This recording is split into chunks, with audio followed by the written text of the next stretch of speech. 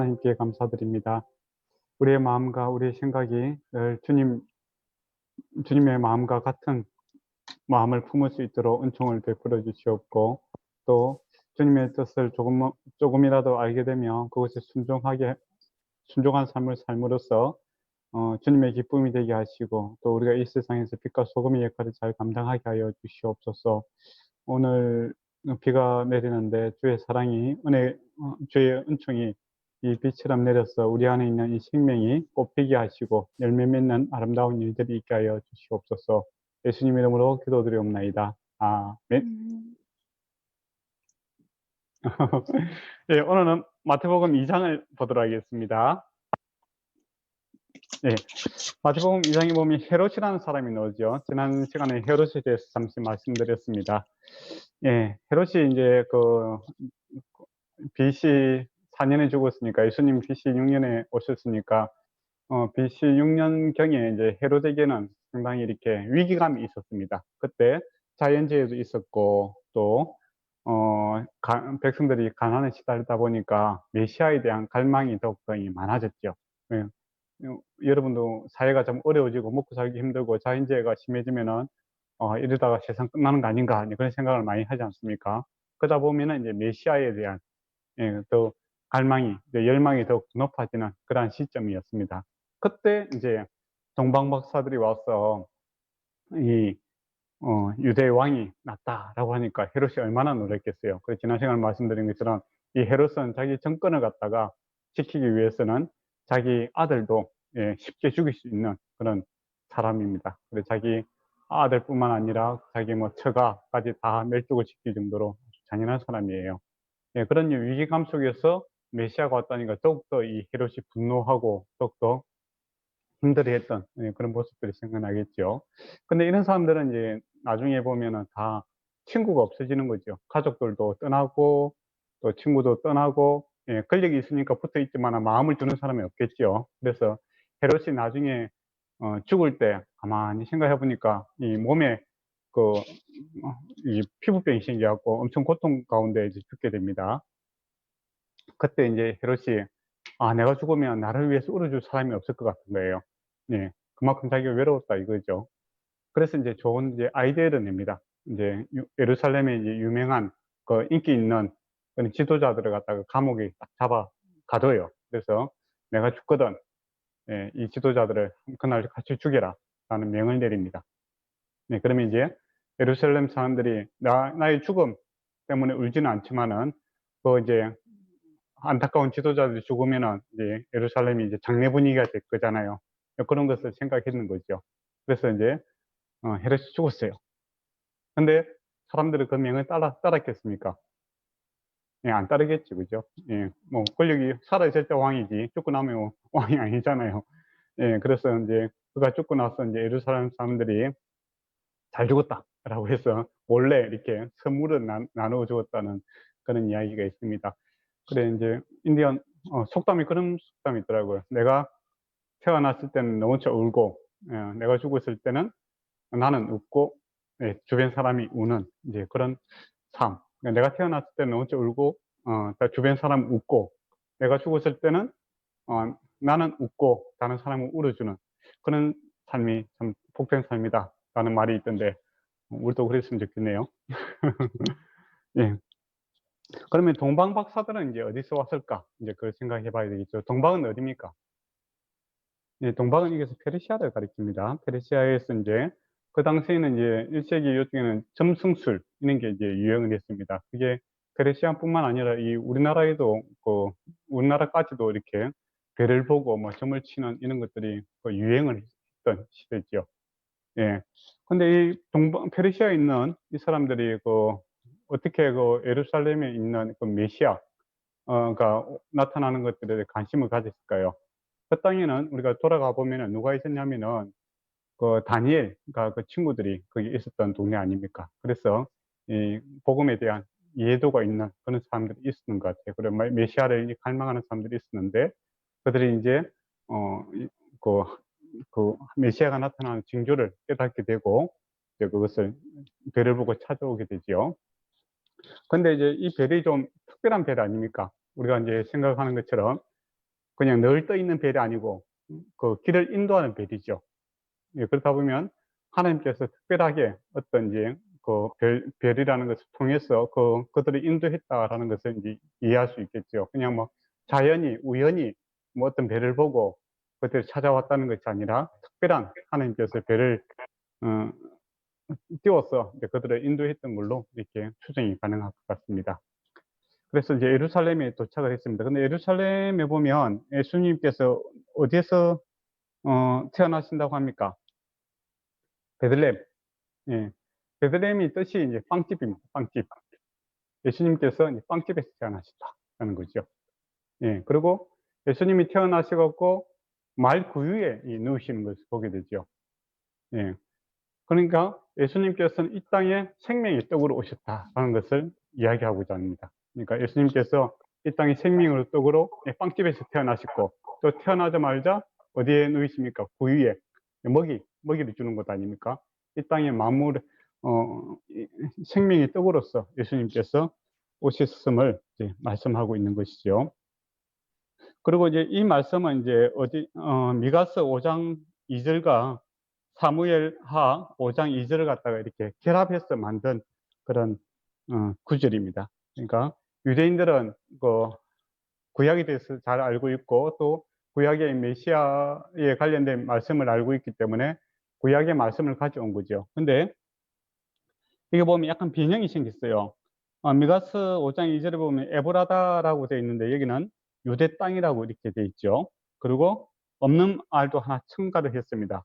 예, 결코 작지 아니하더라. 이는 결코라는 말은 없는데, 예, 거기다 첨가를 했는 거죠. 그래서 구약을 인용을 할 때 그 의미를 갖다가 정확하게 가져왔다라고 이렇게 보시면 됩니다. 그래서 1.1획도 틀리면 안 된다. 그게 아니라 그 내용을 갖다가 그대로 가져와서 이렇게 합해서 딱 그 말씀을 인용을 하고 있다라는 것을 우리가 기억해야 되겠죠. 그러면 우리가 구약을 해석하는 데 있어서도 문자 그대로 이해하는 게 중요한 것이 아니라 그 의미를 갖다가 잘 이해하는 것이 우선이다라는 것을 우리가 생각했으면 좋겠습니다.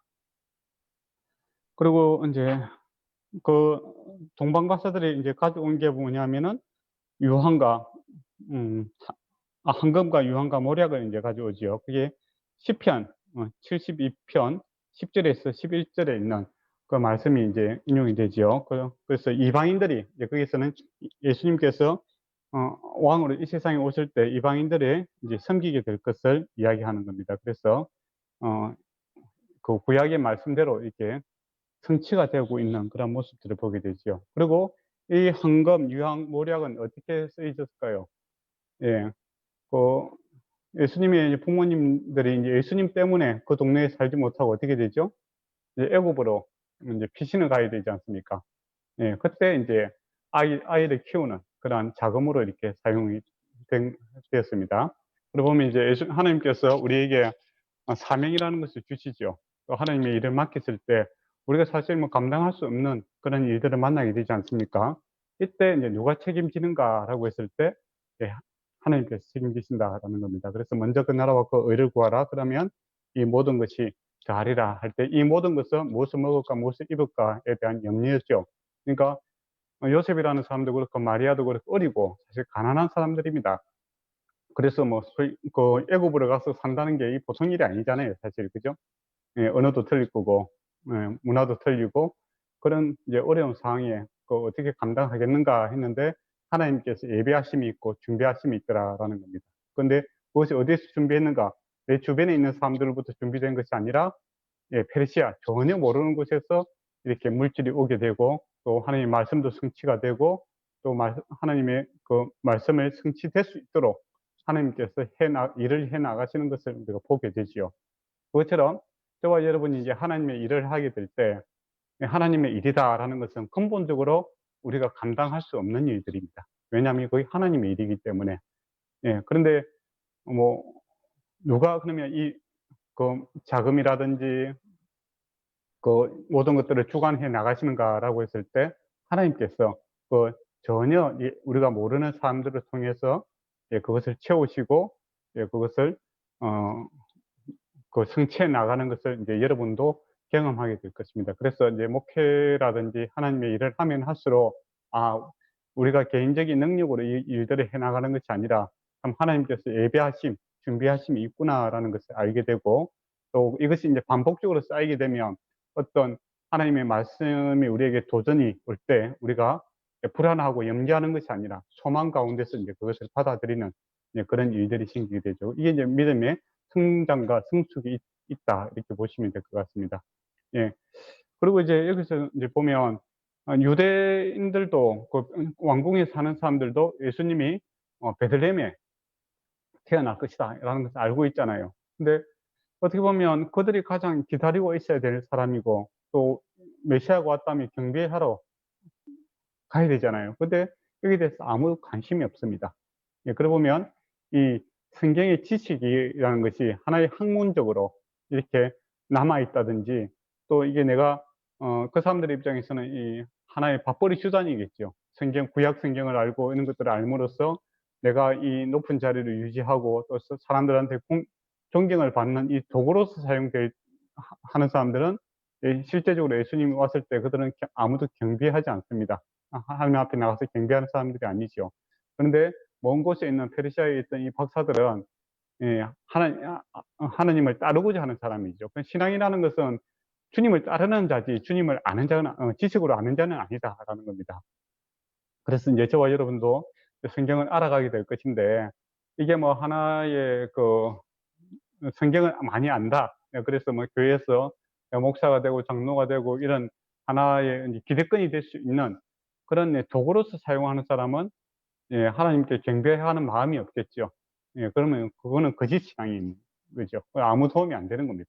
근데 정말 내가 주님을 따르고자 하니까, 주님의 길 위해서 주님을 따라 쫓아가고자 하는가, 그게 이제 진정 제자도의 모습이죠. 그래서 우리가 하나님의 성경을 많이 아느냐, 지식적으로 많이 알고 있느냐, 이거 이전에 내가 주님을 따르고자 하는 이 제자의 마음이 있는가, 이게 이제 우선이다라는 겁니다. 예. 그래서 아는 거와 주님을 따르는 것은 다를 수가 있다라는 것이죠. 그래서 우리가 이제 성도들도 그렇고 우리가 성경을 조금이라도 알게 되면 순종하려고 노력을 해야 됩니다. 그렇게 할 때 하나님의 은혜를 경험하게 되고, 이 하나님의 말씀이라는 것이 정말 살아있고 역사하시는 그런 것이다라는 것은 우리가 하나님 말씀 순종을 하고자 할 때 알게 됩니다. 그리고 내가 참 하나님의 일들을 해나갈 수 없는 그런 연약한 그릇이구나 라는 것과 동시에, 이 연약한 그릇을 통해서 하나님께서 큰 일을 하나님께서 해나가시는구나 라는 것을 알게 되는 거죠. 그게 주님을 따르는 자들의 이제 일이 알 수 있는 거고, 또 그냥 뭐 지식적으로 충만한 사람들은 계속 교만해집니다. 내가 이거 알고 있고 이거 모르고 있고 뭐 이런 거만 이야기하는 사람은, 그거는 이제 기독교 지식이 충만한 거지, 주님을 아는 것은 아니죠. 그러니까 하나님에 대한, 예, 지식, 그러니까 하나님을 하나의 매개체로 생각하는 사람하고 그냥 물질로 생각하는 사람하고 하나님을 인격적으로 아는 거하고는 좀 별개의 문제다, 이제 그렇게 생각하시면 될 것 같습니다. 그리고 그다음에 애굽으로 이렇게 피신하시는 걸 보죠. 근데 태어나자마자 이렇게 바로 피신한 게 아니죠. 예수님 태어났을 때 누가복음에 보면 그 예루살렘에 올라가서 그 비둘기를 잡아다가 이제 제사를 지내는 그런 모습도 있습니다. 그리고 또 헤롯이 애들을 죽일 때 그 2살 밑으로 이렇게 죽이는 것을 보게 됩니다. 그러니까 예수님이 태어나고 나서 한 2년 이내에 이렇게 발생한 일이다라고 이렇게 추정이 가능하겠죠. 예. 그리고 이제 15절에 보면, 예, 15절 보면 애굽으로부터 내 아들을 불렀다라는 이 말씀이 이제 성취되기 위해서 애굽으로 내려가셨다, 이렇게 이야기를 합니다. 이거는 호세아 11장 1절에 나오는 말씀이죠. 그러면 호세아가 왜 처음에 이 말씀을 했느냐 하면, 호세아는 이제 이스라엘 백성들이 바벨론으로 이렇게 포로로 잡혀가지 않습니까? 예. 그때 이제 그들이 다시 돌아오게 될 것을 이야기하고 있습니다. 예. 바벨론이라고 하는 거죠. 그러니까 옛날에 구약에 보면 하나님께서 애굽에 있는 하나님의 백성들을 출애굽시키는 것처럼, 지금 이스라엘 사람들이 바벨론으로 포로로 잡혀가는데 하나님께서 그 옛날에 출애굽시켰던 것처럼 그들을 바벨론에서부터 다시 구원해 내실 것이다라는 이 말씀을 갖다가 호세아가 하고 있는 겁니다. 이게 이제 1차적으로 성취가 되었고 지금 또 예수님께 이 말씀을 하고 있다라는 겁니다. 그것처럼 이 예수님께서 이 땅에서 오심 그리고 애굽에서 그 애굽에서 이렇게 다시 가나안 땅으로 오게 되지 않습니까? 이것이 이제 출애굽과 또 바벨론과 이렇게 연관시켜서 이야기를 하고 있다라는 겁니다. 그러니까 예수님 한 분이 애굽에서 이스라엘 오는 것을 이스라엘 구약에 있는 모든 민족이 다 구원받은 것과 같이 연결을 시키고 있다라는 것을 우리가 생각해야 됩니다. 이게 이제 대표성의 원리다. 이제 그렇게 보시면 됩니다. 이 대표성의 원리가 어디에 적용되냐면은 그 예수 그리스도께서 그 옛날 첫 아담이 범죄함으로써 모든 인간이 어떻게 됩니까? 죄 아래 들어가는 거죠. 두 번째 아담 예수 그리스도께서 그 십자가에서 승리하시고 살아나심으로 예수 그리스도 안에 있는 모든 사람들이 다 구원을 받는 것을 우리가 보게 됩니다. 그러니까 이게 이제 바울이 이제 거신서에 보면 그 이제 대표성의 원리에 대해서 이야기를 하고 있습니다. 네, 그것처럼 예수님께서 출애굽하심으로 그 제약의 땅에서 구원을 이끌어내시는 그러한 모세의 역할을 하게 되는 것처럼 신약에 있는 주님께 속해 있는 모든 자들이 이 세상에서 구원을 받게 될 것을 말씀하고 있는 것이죠. 그래서 같은 의미로서 그 말씀을 가져와서 성취되었다라고 이제 말씀하고 있습니다. 그 대표성의 원리다라고도 하기도 하고 모형론이다라고도 이야기합니다. 예. 그리고 이제 18절에 보면은 이게 에레미야에 나오는 말씀이죠. 예, 라마에서 슬퍼하며라고 있습니다. 라마는 이제 어떤 곳이냐면 지역 이름입니다. 거기에서 어떤 일이 있었냐면은 라헬 아시죠? 레아와 그 야곱의 아내가 두 명 있지 않습니까? 레아와 라헬. 라헬이 가다가 이제 베냐민을 낳다가 죽잖아요. 그죠? 그때 그 장소가 라마입니다. 예, 그러니까 자기가 아이를 낳았는데 아이가 죽게 되면 얼마나 슬프겠어요. 그래 베논이 슬픔의 아들이다라고 하니까 옆에 듣고 있던 아버지가 뭐라 합니까? 아니다. 베냐민 오른손의 아들이다라고 이름을 바꾸어 버립니다. 슬픔을 변화시켜서 뭡니까? 이게 힘과 능력으로 이렇게 변화시키는 그런 소망이 있는 이름으로 바꿔주죠. 그리고 또 이게 바벨론으로 이제 이스라엘 백성이 잡혀갈 때 이제 요 말씀을 하시는데 이 라마라는 지역이 북이스라엘하고 유다하고 이게 접경지대에 있는 그런 도시예요. 그래서 포로를 잡아가기 위해서 그곳에서 이제 포로들을 모았습니다. 모으고 나서 이렇게 바벨론으로 이제 잡아가지요. 예.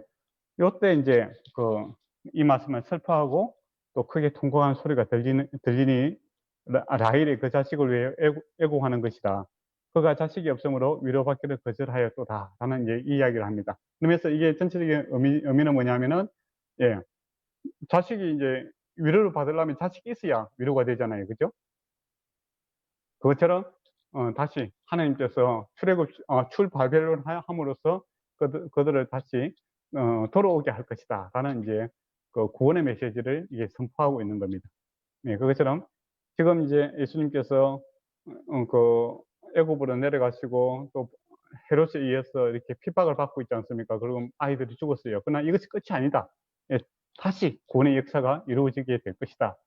라는 겁니다. 그래서 바벨론이 그 당시 가장 강했고, 그래서 이스라엘 백성은, 하나님의 백성은 너무나 힘이 없었어. 노예로 잡혀가지만은 하나님께서 살아계심으로 어떻게 됩니까?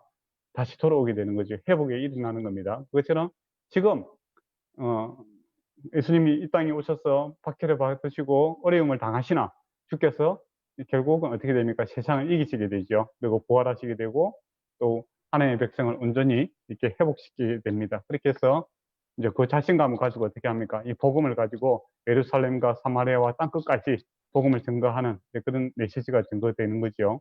그런 이제 회복의 역사가 있을 것이다라는 이제 그 구약에 1차적으로 성취된 것을 가지고 와서 예수님께 적용시킴으로써 예수님께서 그런 구원자이시다. 그리고 또 구약에 있는 이 모든 것을 예수님께서 하나님께서 하신 일이다라는 것을 이야기하고 있고 지금도 하고 계시고 앞으로도 성취하게 될 것이다라는 말씀의 성취를 이제 말씀하고 있습니다. 그리고 이제 19절에서 20절에 보면 헤롯이 이제 죽게 됩니다. 죽게 됐을 때 이제 다시 이제 돌아오라고 하는데 보면 이제 22절에 보면 아칼라온이 이제 있기 때문에 두려워서 그들이 갈릴리 땅으로 이렇게 가는 것을 보게 됩니다. 이제 여기에서 이제 헤롯이 죽고 나서 어떤 일이 있은지를 좀 알아야 됩니다. 헤롯이 죽고 나서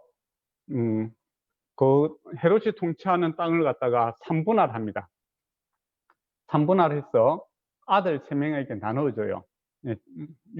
예루살렘이 중심이 있는 유다 지방에는 아칼레온이라는 사람을 갖다가 주고, 그다음 갈릴리 지방에 있는 사람에게는 헤롯 안디바, 우리가 앞으로 노는 헤롯은 이 헤롯 안디바입니다.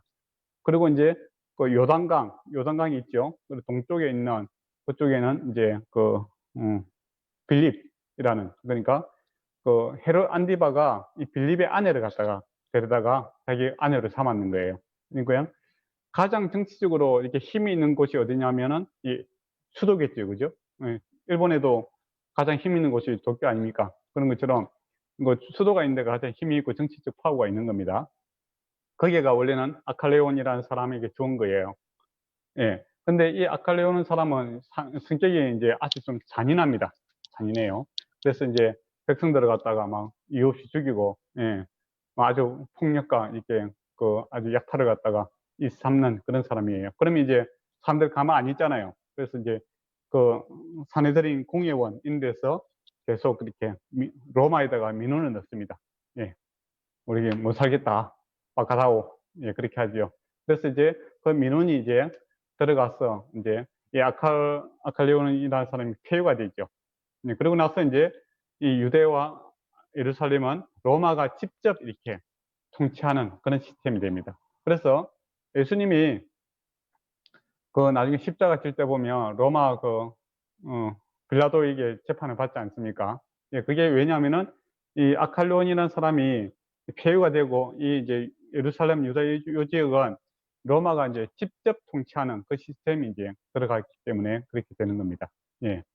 근데 이제 이 사람이 이제 아칼레온은 폐위돼 갖고 나중에 이제 저쪽에 골 지방이라고 하죠. 저쪽에 벤방에 가서 이렇게 죽습니다. 예, 죽게 되죠. 그리고 이제 그래 이것은 분부왕이다 이렇게 합니다. 분부왕, 분할해서 다스린다라고 해서 분부왕 제도가 형성이 되죠. 근데 이제 그 삼형제 중에서 그래도 성격이 조금 온유한 사람이 누구냐 하면 헤롯 안디바입니다. 갈릴리 지역을 갖다가 통치하고 있는 그 사람이죠. 그래서 예수님과 그 가족들이 갈릴리 쪽으로 가게 됩니다. 그리고 이제 23절에 보면 나사렛 동네에서 가서 사니 이는 선지자가 하신 말씀에 나사렛 사람이라 칭하리라 하심을 이루려 하심이라 라고 되어 있죠. 근데 중요한 것은 구약에 이 나사렛이라는 그 동네가 한 번도 나오지가 않습니다. 여러분이 한번 찾아봐요. 요새 검색 사이트에 보면 나사렛 치면은 단어가 다 나오잖아요. 구약에 나사렛 치면 안 나옵니다. 그럼 이거 어찌 된 거예요? 구약에 나오지도 않는 말씀을 인용해왔고 하나님이 말씀이 성취됐다고 우기는 거 아니냐, 그렇게 생각하는 사람도 있겠죠. 그건 아닙니다. 예. 이사야서 53장 1절 2절에 보면 예수님께서 이제 낮고 천한 자들의 이제 메시아로 이제 오실 것이다 이제 이야기를 합니다. 그만큼 이제 나사렛이라는 것은 낮고 천한 자들이 사는 곳이죠. 이름 없는 곳입니다. 맞죠? 그리고 저번에 말씀드린 것처럼 핍박받는 동네죠.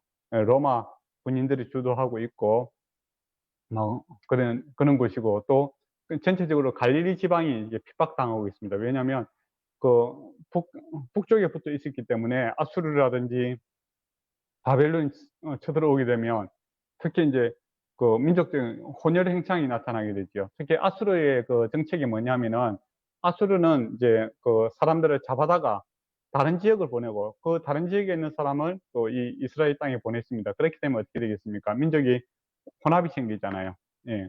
예, 그런 정책을 이제 아수르가 시행을 했죠. 그리고 이제 제 그 아수르에 의해서 북이스라엘이 망하게 되거든요. 예, 그래서 이제 그 지역에 있는 사람들이 이제 그 소위 말하면 순수 혈통의 그런 이스라엘 사람들이 아닙니다. 그러다 보니까 이제 유대 사람들은 그 사람들을 멸시하게 되고, 예, 그 사람들은 우리 입장에서는 우리가 뭐가 잘못됐노 이제 그렇게 하고 서로 이렇게 관계가 안 좋을 수밖에 없는 그런 상황이죠.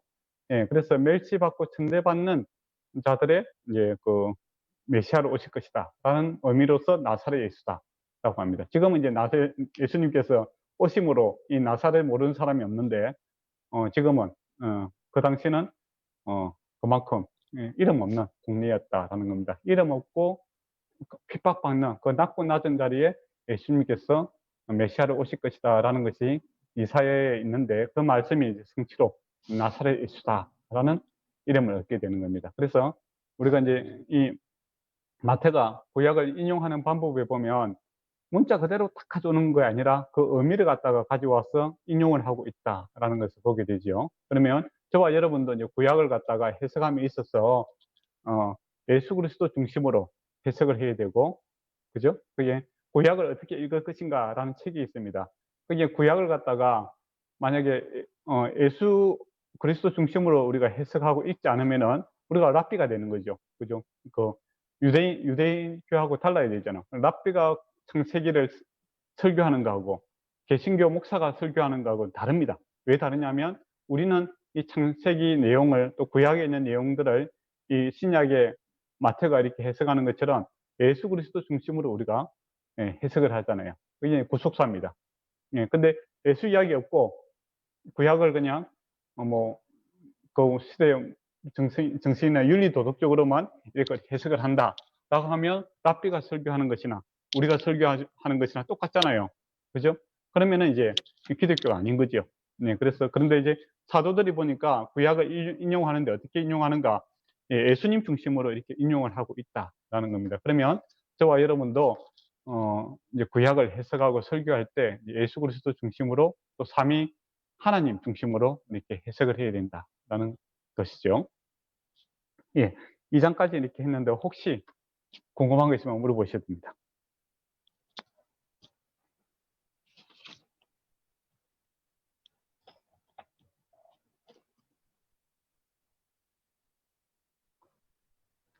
넘어갈까요? 없습니까? 예, 예, 예언자매 있습니까? 예.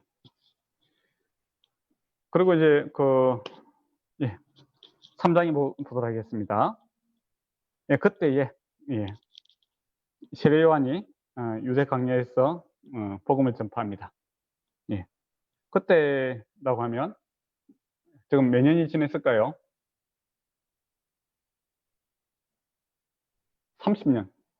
예수님 태어나서는 30년 지냈겠죠. 어떻게 알 수 있습니까?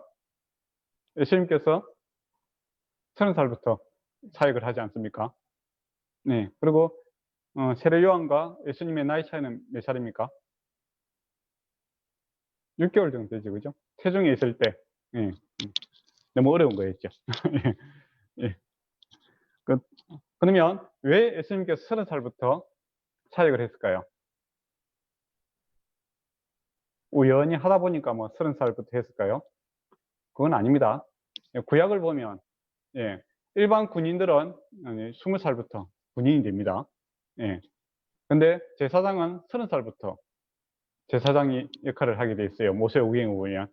예. 그러면 예수님께서 이 30살부터 이제 본격적인 사역을 하는 것은 예수님께서 대제사장의, 제사장의 사역을 하고 있는 것을 보게 되죠. 예. 그리고 이제 그러면 왜 그 일반 군인은 20살부터 하는데 제사장을 왜 30살부터 하라고 했을까요? 예. 일단 군인들은 이제 힘이 있을 때 싸워야 되잖아요. 우리가 이제 신체 나이를 보면 한 20살 때 아주 힘 좀 쓸 수 있잖아요. 그죠? 우리도 20세 때 군대로 갑니다. 근데 이제 이 제사장의 일은 단순히 힘만 쓰는 게 아니에요. 몸만 건강하다고 되는 일이 아니라 그러니까 하나님 말씀을 다루는 것은 하나님의 말씀이 어떤 것인지를 다 알고 배워서 실수 없이 전문성 있게 일을 감당하라라는 겁니다. 그러면 한 10년 정도 이렇게 공부를 하고 또 잘 배워서 이 일을 감당하라라는 의미죠. 그래서 신중하게 이 일을 감당해야 된다라는 겁니다. 구약에 보면 다윗이 그 언약궤를 가져오지 않습니까? 가져오다가 세수레에서 이렇게 그 법궤가 떨어지려고 하니까 옆에 있는 사람이 딱 잡잖아요. 그죠? 그래서 죽습니다. 이 사람이 우사지요. 우사가 죽어요. 거기에 대해서 여러분 어떻게 생각하십니까? 하나님이 너무한 거 아닙니까? 법궤 떨어지라고 하는데 잡아야 되지. 그건 여러분은 어떻게 하겠어요? 그럼 내버려 두겠어요?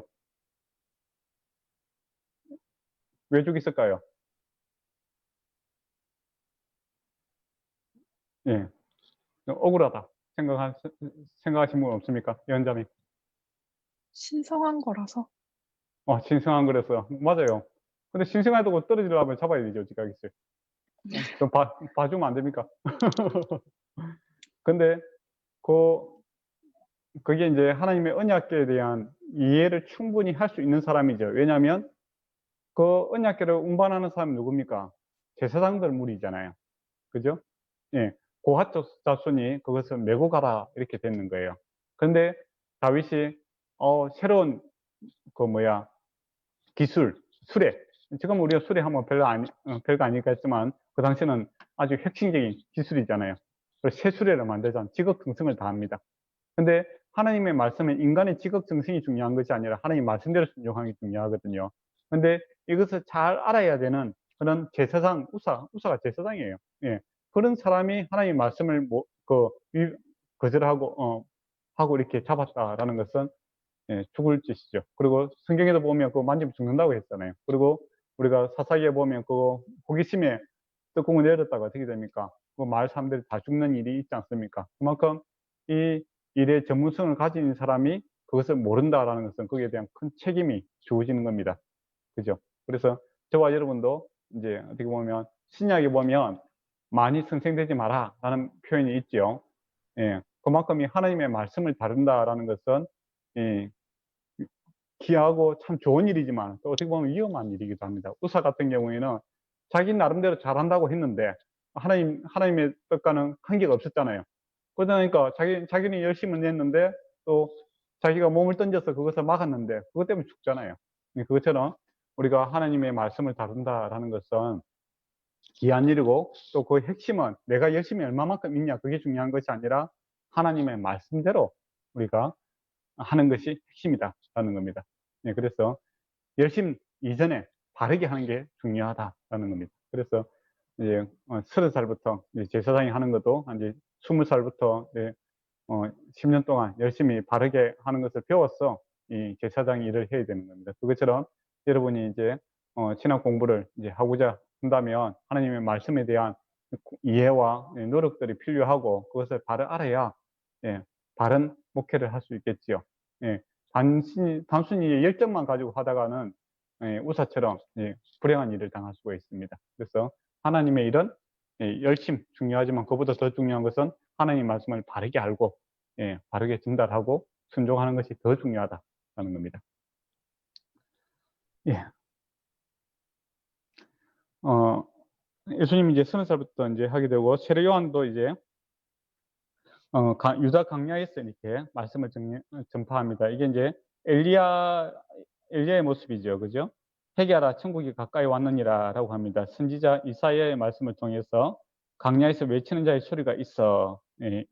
너희는 주의 길을 준비하라. 그가 오실 길을 곧게 하리라라고 이야기합니다. 그 구약에 보면 이제 그 엘리야가 하나님께서 보내주실 것이다. 이제 그 이야기를 하시죠. 예. 제2의 엘리야. 예. 그 이제 열왕기 하 1절과 1절 8절에 나오는 이제 그런 말씀인데 그러면 세례 요한이 이제 왜 퍼포먼스죠. 그죠?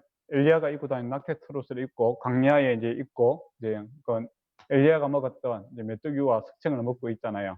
내가 엘리야다. 이제 그겁니다. 예. 왜 그렇게 했을까요? 구약에 많은 선지자들이 있는데 하필이면 왜 엘리야의 퍼포먼스를 하고 있을까요? 이건 성경이 이제 놓았으니까 또 그렇게 엘리야 퍼포먼스를 해야 되겠죠. 근데 왜 엘리야일까? 그런 것도 한번 생각해 봐야 되겠죠. 구약에 보면 엘리야 다음에 누가 옵니까? 엘리사가 오죠. 근데 엘리사가 이제 엘리야가 이제 돌아가시기 전에 뭐라고 합니까? 아버지요, 내게 갑절의 그 뭡니까? 은혜를, 능력을 주십시오라고 이야기하지 않습니까? 기억나지요? 그거 들으면 여러분 어떻습니까? 좀 기분 나쁘지 않아요? 만약에 여러분이 목회하고 있는 윤 목사님 곧 그만둬야 될 것 같아요. 그래서 여러분이 가서 목사님 기도 좀 해주세요. 내가 목사님보다는 한 2배나 3배나 좀 잘하고 싶은데 그런 은혜를 주세요. 그렇게 하면 듣는 목사님 입장에서 기분이 좀 나쁘지 않겠어요? 안 그렇습니까? 좀 나쁠 수도 있어요. 당신 하는 거 보니까 내 능력의 반밖에 안 된다. 그렇게 하면 기분 나쁘잖아요. 예, 근데 이제 그게 이제 단순히 뭐 평범한 상황에서 그렇게 했다면 기분 나쁜 이야기입니다. 예. 근데 엘리야가 기분 나빠하지 않는 이유가 있죠. 예. 그만큼 그 시대가 악했다라는 겁니다. 그래서 이 시대를 가서 돌파하기 위해서는 이 엘리야의 능력보다는 더 많은 능력으로 있어야만이 이 시대를 변화시킬 수 있지 않겠느냐. 이게는 시대적 공감이 있었던 거죠. 그래서 그렇게 축복을 해주는 겁니다. 근데 결과적으로 보면 어떻게 됩니까? 예. 이 이적과 기적으로 세상을 변화시키지 못합니다. 예. 성경에서 보면 이적과 기적으로 세상이 변화되지 않아요. 사람이 변화되지 않습니다. 그, 그 모세 시대도 이 성경에 보면 이적과 기적이 이제 시대마다 이렇게 늘 있었던 게 많이 나타나는 게 아니라 세 군데에서 이제 크게 나타납니다. 첫째는 그 모세 시대 때 이적과 기적이 많이 일어나요. 예. 출발할 때. 그죠? 그 다음에 엘리사 시대입니다. 그리고 이제 예수님 시대 때 이적과 기적이 폭발적으로 많이 나타나요. 그 중간에는 이제 그렇게 많이 나타나지 않아요. 근데 엘리야가 모세도 그렇고 이적과 기적이 많이 일어나는데도 불구하고 어떻습니까? 안 믿는 사람은 안 믿어요. 강연에서 계속 그 이적과 기적을 보고도 그 배신하고 배교하는 사람들이 많았지 않습니까? 그리고 엘리사 시대에도 그만큼 이제 이적과 기적이 많이 일어나는데도 이스라엘이 회개하지 않고 돌이키지 않습니다. 그래서 결국은 망하게 되죠. 그리고 예수님 시대도 보면 예수님께서 온갖 이적과 기적을 다 행하지 않습니까? 그럼에도 불구하고 예수님은 십자가에 못 박아 버리죠. 그래 보면 그 이적과 기적이라는 것을 통해서 사람이 변하지 않는다라는 겁니다. 네. 근데 왜 이적과 기적이 필요할까요? 예, 하나님이 살아계신 것을 하나님께서 증거 증명하는 것이 이적과 기적입니다. 근데 하나님께서 하시는 거죠. 그러나 인간이 받아들이지 않는 겁니다. 그럼 누구 책임입니까? 하나님의 책임이 아니라 인간의 책임이죠. 그죠? 사람의 책임입니다. 근데 사람은 언제 변하는가? 죽어야 변합니다. 그래서 예수 그리스도가 십자가 지시는 이유도 거기에 있는 거고, 또 우리가 세례를 받는 것도 죽는 거잖아요. 내가 죽고 내 안에 예수 그리스도가 살아난다는 거죠. 그래서 사람은 콘치 쓸 수 있는 그런 존재가 아니라 죽어야 살 수 있는 그런 존재다라는 것이죠. 그리고 이제 엘리야 다음에 이제 엘리사 갑절에 이제 그 시대가 오지 않습니까? 새로운 시대가 열리게 되죠. 그죠? 나은 사람이 오는 겁니다. 그것처럼 세례 요한이 엘리야 역할을 하게 되고 시대를 준비하는 사람이고, 그 다음 오시는 그 예수 그리스도가 엘리사 그 갑절의 능력을 나타내는 본질이다. 이제 그런 시대를 준비하는 자로서의 역할이죠. 엘리야는 엘리사를 준비시키는 사람이었고, 그것처럼 세례 요한은 예수 그리스도를 준비하는 그런 준비자다. 자기가 메인 주인공이 아니다라는 것을 보게 됩니다. 그 다음 세대가 훨씬 더 클 것이다라는 것이죠. 그런 의미에서 세례 요한이 엘리야 역할을 하고 있습니다. 그래서 나는 샤고 예수님께서 흥해야 될 것을 이제 이야기를 하고 있죠. 그래서 예수님이 오시는 것을 이제 길을 이제 평탄케 하는 그런 사람으로 이야기합니다. 이 이야기는 이사야에서 있는 그런 말씀이죠. 이것도 이제 구약에 있는 그 말씀을 갖다 성취입니다. 그러니까 바벨론에서 이제 포로되어 있는 잡혀 있던 자들이 그 예루살렘으로 다시 이제 복귀되지 않습니까? 회복돼서 돌아오게 될 것을 이야기하고 있거든요. 그걸 이제 그 말씀을 이야기하는 겁니다. 그게 이제 1차적으로 그 바벨론을 통해서 이제 성취가 되고, 예수님 시대 때는 그 예수님 시대 때는 이제 세례 요한을 통해서 이게 또 성취가 되는 거죠. 그래서 이 구약에 있는 말씀이 그 당시에도 성취가 되고 또 예수님 시대에 이제 본질적으로 이제 그것이 이제 완성이 되는 그런 모습을 보게 됩니다. 그래서 복음의 이중성이 있다라는 겁니다. 그래서 구약 말씀을 갖다가 이게 인용을 해 오는데 그 문자적으로 문자가 그렇게 있다고 해서 그것만 가져오는 것이 아니라 그 뒷 배경도 같이 가져오고 있다라는 겁니다. 예. 포로 잡혀 있던 이 바벨론에 있던 이스라엘 백성들을 세상에서 구원해 내시는 것처럼 하나님 예수님께서 죄악 세상에 있는 하나님의 백성들을 구원해 내는 그런 분이시다라는 겁니다. 그리고 구약에서 성취되는 것처럼 예수님을 통해서도 반드시 성취가 될 것이다. 그것은 이제 강조가 되고 있는 거죠. 그런 이제 그런 의미에서 이제 구약이 인용이 되고 있다라는 겁니다. 그래서 이제 구약 인용을 할 때 문자로 가져오는 게 아니라 그 맥락과 그 배경을 가지고 그 뜻을 갖다가 우리가 인용을 해오는 것이 더 중요하다는 것을 기억했으면 좋겠습니다. 그리고 회개하라 천국이 가까워하느니라 이제 그 이야기를 하고 있죠. 그러고 나서 예수님이 오지 않습니까? 회개하고 천국이 가까워왔다는 건 나중에 누가 옵니까? 예수님이 오시잖아요. 그죠? 그러면 예수님이 천국이시다 이 말입니다. 그러니까 천국을 이제 장소적인 의미 또 천국이 있겠죠. 근데 여기서는 예수 그리스도가 천국이다라는 것을 이야기를 하고 있습니다. 그 누가복음 이건 하나님 나라다 이렇게 이야기하고 있죠. 그래서 이 천국이라는 것은 하늘에 있는 의미를 이야기하고 있고 그 하나님 나라다라는 것은 하나님으로부터 주어지는 나라다. 이제 그런 이제 그 부분을 이야기하고 있죠. 그래서 마태복음에서 천국이다라고 하면 당연히 유대인들은 하나님 다스리는 나라다 그렇게 생각할 거잖아요. 근데 이방인들이 듣기에는 천국 가면 뭐 하늘에 있는 장소적인 의미가 강하잖아요. 그래서 장소적인 의미가 중요한 게 아니고 하나님이 다스리는 하나님이 준비해서 주어지는 그것이 본질이다라는 것을 이야기하는 겁니다. 그래서 다른 성경에서는 하나님 나라다 이야기를 하고 있고 유대인들은 이제 천국이다 했을 때 하나님께서 준비하시고 이제 사고가 이제 하나님께서 만드시고 하나님께서 통치하신다라고 했기 때문에 천국이다라고 하면 하나님이 주인공이다라는 것을 바로 이해하고 있는 거죠. 그래서 마태복음에 천국이다 이야기하고 다른 데서 하나님 나라다 이렇게 이야기하는 것이 다른 게 아니라 같은 의미다 그런 거죠. 예. 그리고 그리고 이제 어 세례 요한이 주는 이 그 세례의 의미는 뭘까요? 그러면 그 당시 유대인들도 이제 세례 주었어요. 그러면 언제 어떤 사람에게 세례 주었는지를 알아야 됩니다.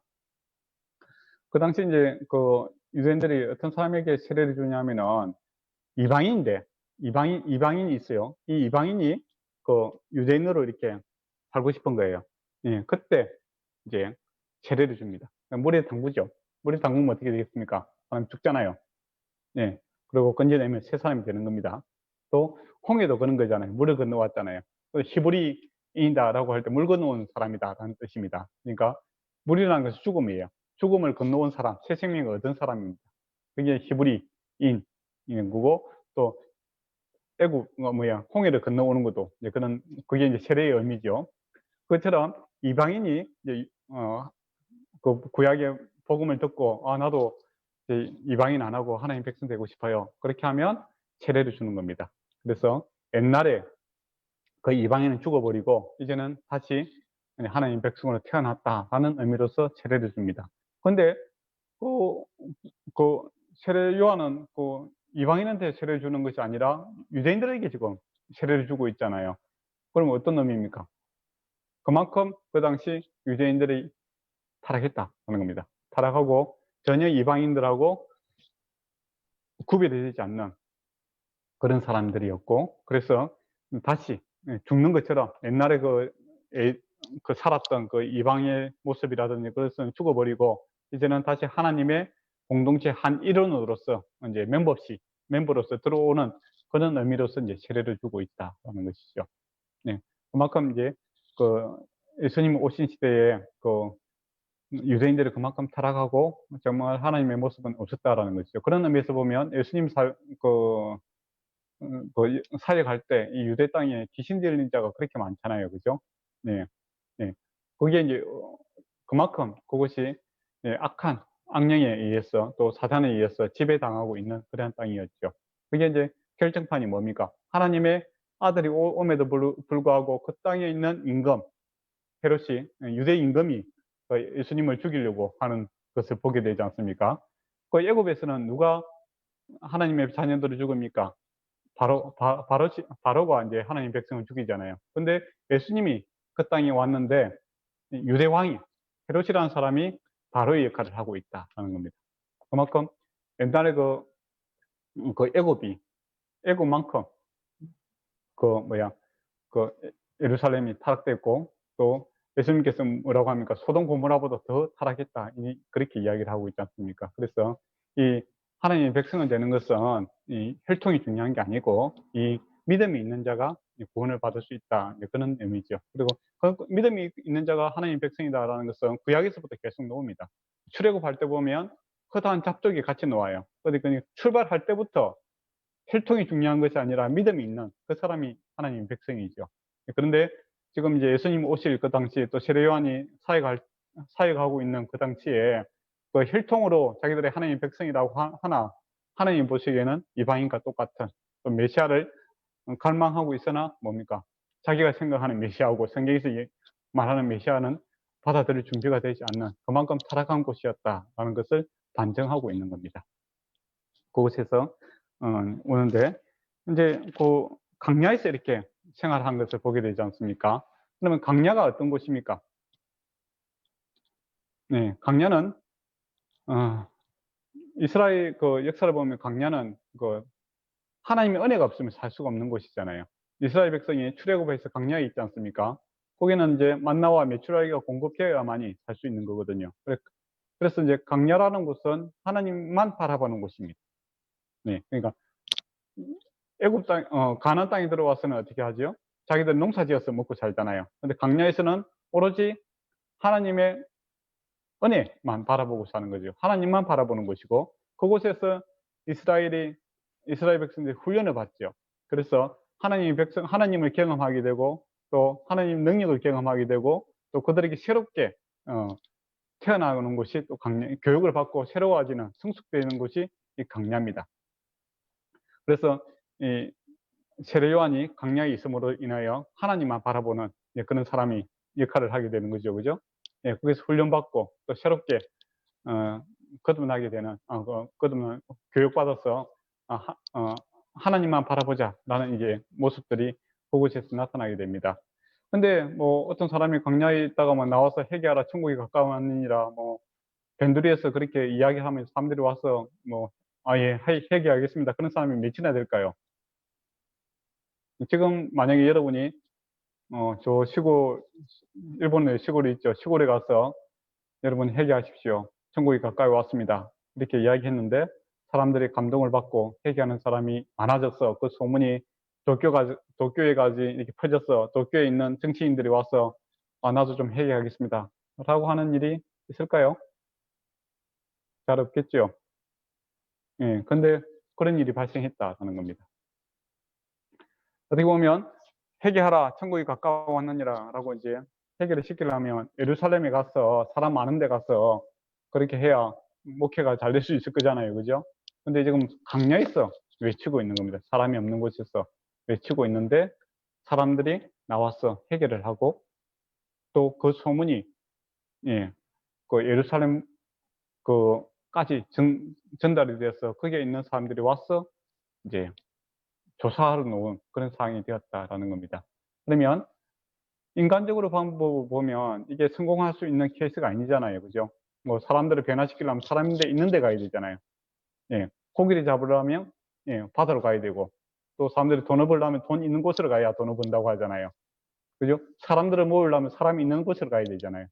근데 사람들을 변화시키려 하는데 사람 없는 데서 외치고 있는데 사람들이 오더라라는 겁니다. 좀 이상하잖아요. 그죠? 그러면 이거는 이 사역은 세례 요한의 사역이다라는 것은 사람이 힘으로 지금 되는 것이 아니라 하나님의 능력으로 이 일이 이루어지고 있다라는 것을 우리가 기억해야 됩니다. 그래서 저와 여러분이 이제 목회하는 것도 똑같습니다, 사실은. 예.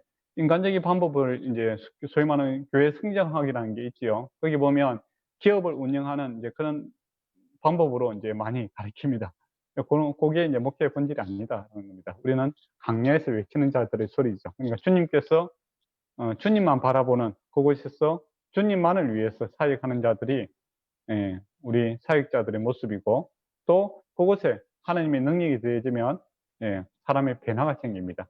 그리고 먼 곳에 있는 사람들도 그것을 듣게 되고 변화가 되는 그런 일들이 발생하게 되는 거죠. 그래서 사람 바라보는 것이 목회가 아니라 하나님 바라보고, 또 사람 모으는 것이 목회가 아니라 하나님 말씀을 바르게 증거하는 것이 목회의 본질이다라는 것을 우리가 기억했으면 좋겠습니다. 근데 이제 목회 이제 전문 이제 목회자로 가려고 하는 사람들 보면 다 뭐 이게 사람에 대한 욕심이 있어요. 내가 목회를 해서 많은 사람들을 갖다가 이렇게 목회자가 되고 싶은 그런 욕심이 있습니다. 근데 그게 목회의 본질이 아니다라는 겁니다. 강야에서 외치는 자의 소리, 이것처럼 주께서 원하시는 곳에서 우리가 듣든 아니 듣든 주의 말씀을 우리가 증거해야 되는 그런 것이 목회의 본질이다라는 겁니다. 그런 의미에서 우리 교회를, 이제 한국에 있는 우리 교회가 소리로 교회입니다. 소리로. 소리. 여기서 이제 아이템을 가져왔는 거죠. 소리. 강야에서 외치는 소리. 소리는 뭡니까? 그 기관이죠. 기관. 그러니까 메시지의 주체는 뭡니까? 사람 머리에 있는 거고, 그 다음에 소리는 그것을 전달하는 매개체에 불과한 겁니다. 그것처럼 우리 교회가 추구하는 것은 하나님의 말씀, 하나님의 말씀이 주체고, 우리는 그것을 전달하는 하나의 통로의 역할을 하겠다. 그래서 로라는 것이 소리로라는 게 기능 아닙니까? 도구. 소리, 하나님의 말씀을 전달하는 매개체 역할을 하는 곳이다. 통로 역할을 하는 곳이다. 라고 해서 소리로 교회라고 지었습니다. 사람들이 소리로 교회라 하면 잘 이해를 못해요. 보통 은혜로운 교회, 사랑의 교회 이렇게 해야 되는데, 저는 이제 소리로 교회라고 지었습니다. 우리 목회의 본질은 그겁니다. 우리는, 저와 여러분은 우리의 사상을 전달하는 사람이 아니라 하나님의 말씀을 있는 대로 전달하는 사람이 목회의 본질이다. 이렇게 보시면 될 것 같습니다. 근데 이제 실제로 보면 이제 바리새인과 사두개인들이 이제 세례를 베푸는 곳이 옵니다. 근데 이 사람이 세죠? 독사의 자식들아. 그렇게 이야기합니다. 독사의 자식들은 뭐죠? 사단 아닙니까? 그죠? 이렇게 이야기합니다. 그리고 누가 너희를 임박한 진노에서 피하라 하더냐라고 이야기하죠. 이것을 이제 문자적인 의미로 그대로 해석하면 어떻게 되냐면, 이 잘 들어야 됩니다. 너희가 무슨 근거로 심판을 피할 수 있다고 생각하느냐, 이렇게 물어봅니다. 그러니까 사두개인 바리새인들이 왔어요. 근데 그때 이제 그들의 본질을 뭐라고 하냐면, 너희가 하나님 백성이 아니고 독사의 자식이다. 사단에게 속한 자이다라고 이야기하면서, 너희가 무슨 근거로 구원을 받을 수 있다고 생각하느냐, 그렇게 이야기합니다. 그러니까 세례 요한이 이들 갖다가 강하게 책망하는 것은 그들의 행위를 갖다가 지금 꾸짖고 있는 것이 아니라 이 구원에 관련된 것을 이야기하는 거거든요. 너희가 갖고 있는 이 구원관이 사단에 속해 있는 것과 같다라는 겁니다. 그래서 근데 너희가 갖고 있는 이 구원관이 있는데 그게 어떤 근거로 너희가 구원을 받을 수 있다고 생각하느냐, 이렇게 물어보는 거죠. 그러면 여기서 그러면 바리새인과 사두개인들이 이제 어떤 생각을 갖고 살았는지를 알아야, 그들이 누군지를 알아야 이 답에 대한 우리가 알 수 있겠죠. 그래서 바리새인과 사두개인, 그 다음에 세례 요한은 에센파에 속한 사람입니다. 좀 이제 벌써 이제 세 가지가 나왔잖아요. 사두개인, 바리새인, 에센파. 이 사람들에 대해서 이제 정체성을 좀 알아야 이 문제가 해결될 수가 있습니다. 바리새인부터 봅시다. 바리새인은 누굴까요? 바리새인에 대해서 아는 거 있으면 좀 저한테 이야기해 주시면 좋겠습니다. 외식하는 자입니까? 외식하는 자. 외식하는 자죠. 근데 왜 외식한다고 했을까요? 그러면 이제 바리새인 본질을 한번 찾아갑시다.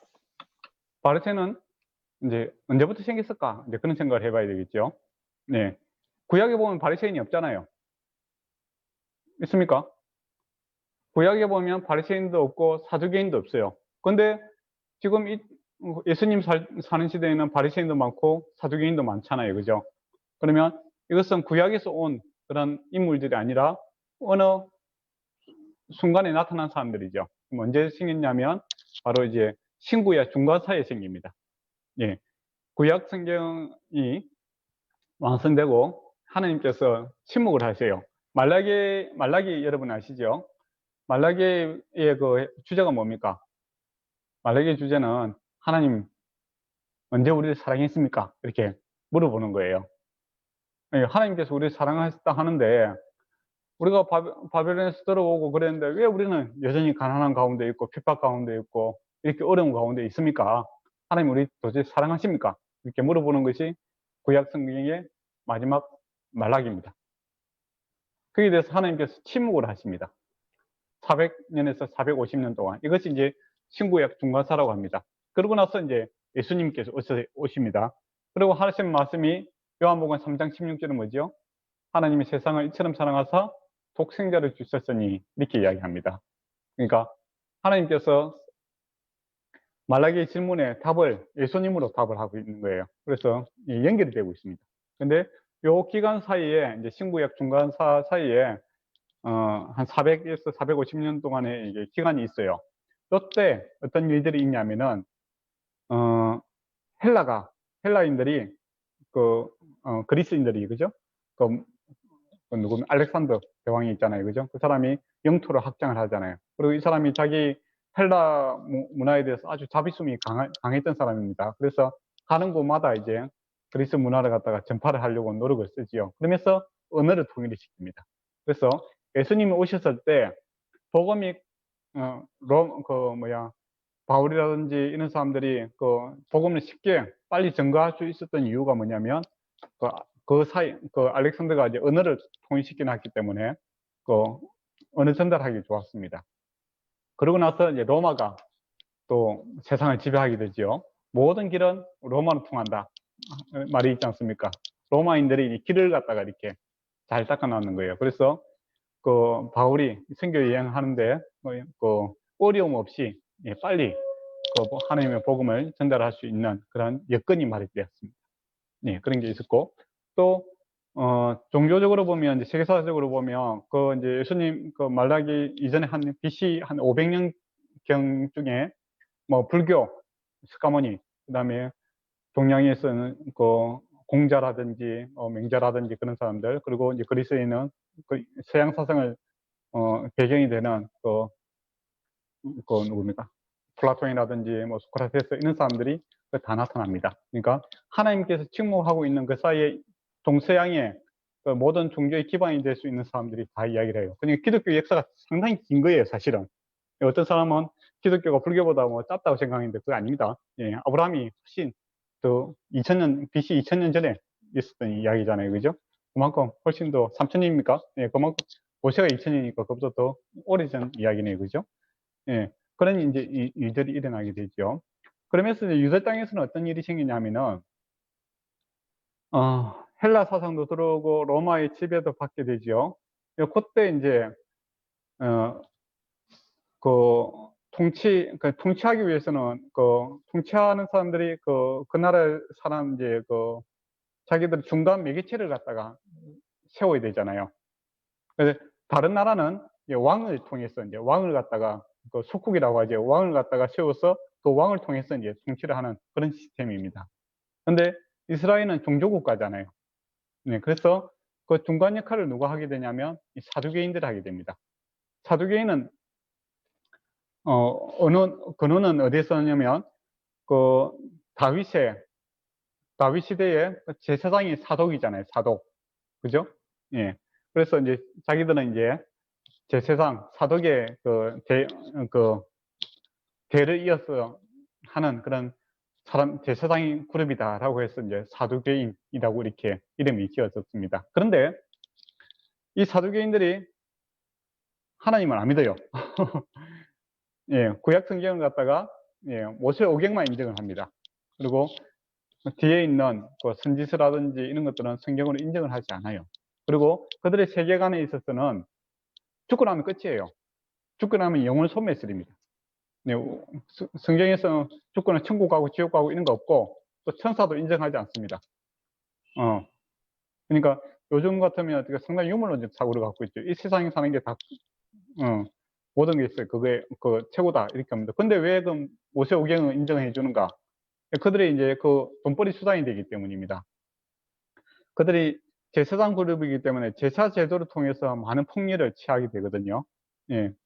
만약에 나중에는 모르겠지만은 소가 이제 이게 제사 드린 온전한 짐승이다라는 것을 도장을 딱 찍어주는 그걸 하게 되면 소가 이제 가격이 한 2~3배 뛰게 되는 거예요. 그 권한을 갖다가 이 사두개인들 제사장 그룹들이 독점을 하고 있어요. 그리고 환전, 돈을 갖다가 바꿔주잖아요. 그죠? 로마에 있는 사람들이 이제 와서 헌금을 하려고 하면 로마 궁전에 보면 아우구스투스라는 인물의 초상화가 그려져 있잖아요. 근데 성경에서는 형상을 만들지 말라고 하지 않습니까? 그리고 동전에는 아우구스트는 뭡니까? 그가 하나님의 아들이다. 그런 이제 신성모독적인 그런 글귀가 쓰여져 있는 거예요. 그거 갖다가 헌금을 할 수 없잖아요. 그러면은 유다 땅에서는 이제 한전을 해서 이제 그걸 해야 됩니다. 근데 그 한전권을 갖다가 이 제사장 그룹이 다 갖고 있어요. 그러니까 그 제사 제도를 통해서 그들이 재산을 불리는 이제 그런 역할을 하기 때문에 모세오경은 인정을 합니다. 그리고 그들의 주 역할은 무슨 역할이냐면 로마와 이스라엘 백성들 사이에서 이 매개체, 중간 역할을 함으로써 그들이 이제 백성을 다스리는 그런 일들을 하게 되죠. 그게 이제 제사장들이 그 당시 했던 그런 모습들입니다. 그래서 그들은 이제 하나님의 말씀을 믿지도 않고 하나님의 제도를 갖다가 돈벌이 수단으로 이렇게 생각하고 있었던 사람들이죠. 처음부터 그랬느냐? 그건 아닙니다. 처음에 이제 헬라 장군이 왔을 때 로마 장군이 왔을 때 이제 이스라엘의 제사제도를 하나님을 모독하기 위해서 돼지를 잡아갖고 돼지 피를 가지고 성전에 갖고 들어가라고 하는 거예요. 이제 모독을 하는 거죠. 거기에 대해서 이제 마카비라는 제사장이 열받아갖고 이렇게 칼을 빼갖고 죽여버립니다. 그러면서 쿠데타가 일어나게 되는 거죠. 그게 마카비 혁명입니다. 성공을 해요. 그런데 그 아들들이 소위 말하면 이제 세상의 돈 맛을 알게 되고 권력 맛을 알게 되는 거죠. 그래서 이제 하나님 섬기는 것보다는 로마와 이제 연합해서 이제 권력을 유지하고 돈을 버는 그런 방법으로 이제 바뀌어 버리는 겁니다. 그래 보면 그들이 무슨 근거로 구원을 받느냐라고 했을 때 그들의 구원과는 뭡니까? 세상 죽고 나서 영혼 소멸이고 아무것도 없고 이 땅에서 불을 이루고 권력을 창취하는 것이 그들에게 구원의 종결점이죠. 그런 생각을 갖고는 하나님 나라에 들어갈 수 없다라는 겁니다. 그거는 누구의 사상입니까? 그건 하나님의 사상이 아니라 사단의 생각이죠. 그래서 독사의 자식이다라고 이야기를 하고 있습니다. 껍데기는 하나님 믿는다고 하는데 본질은 하나님과 전혀 관계없는 완전히 세속적인 그런 사람들이었다라는 것을 우리가 알아야 됩니다. 그게 이제 사두개인들이었죠. 그러면 바리새인들은 뭡니까? 바리새인들은 이제 추구하는 사람이 누구냐면은 바벨론에서 바벨론에서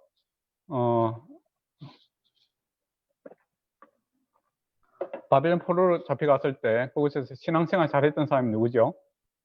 다니엘이 아닙니까? 그곳에서 이제 하나님의 말씀을 붙들고 그곳에 승리했던 사람입니다. 그래서 바리새인들은 이제 제사장 그룹이 아니에요. 일반 사람입니다. 우리 같으면 평신도죠. 평신도인데 이제 하나님의 말씀, 율법을 붙들고 세상을 이겨 나가자라는 것으로서 이제 그들이 추구했던 거예요. 그건 참 좋은 생각이잖아요. 그죠? 예. 안 좋습니까? 좋잖아요. 하나님 말씀 가지고 승리하면 얼마나 좋아요. 예. 그래서 하나님 말씀대로 이제 살아보자. 이제 그렇게 시작했던 겁니다. 시작이 나쁜 건 아니에요. 근데 하나님 말씀대로 살아보려니까 잘 안 되잖아요. 예. 그래서 이제 그 기준을 낮추기 시작합니다. 십계명을 이제 해석할 때 하나님께서는 살인죄에 대해서 형제를 미워하는 것까지도 살인죄다 이렇게 이야기하잖아요.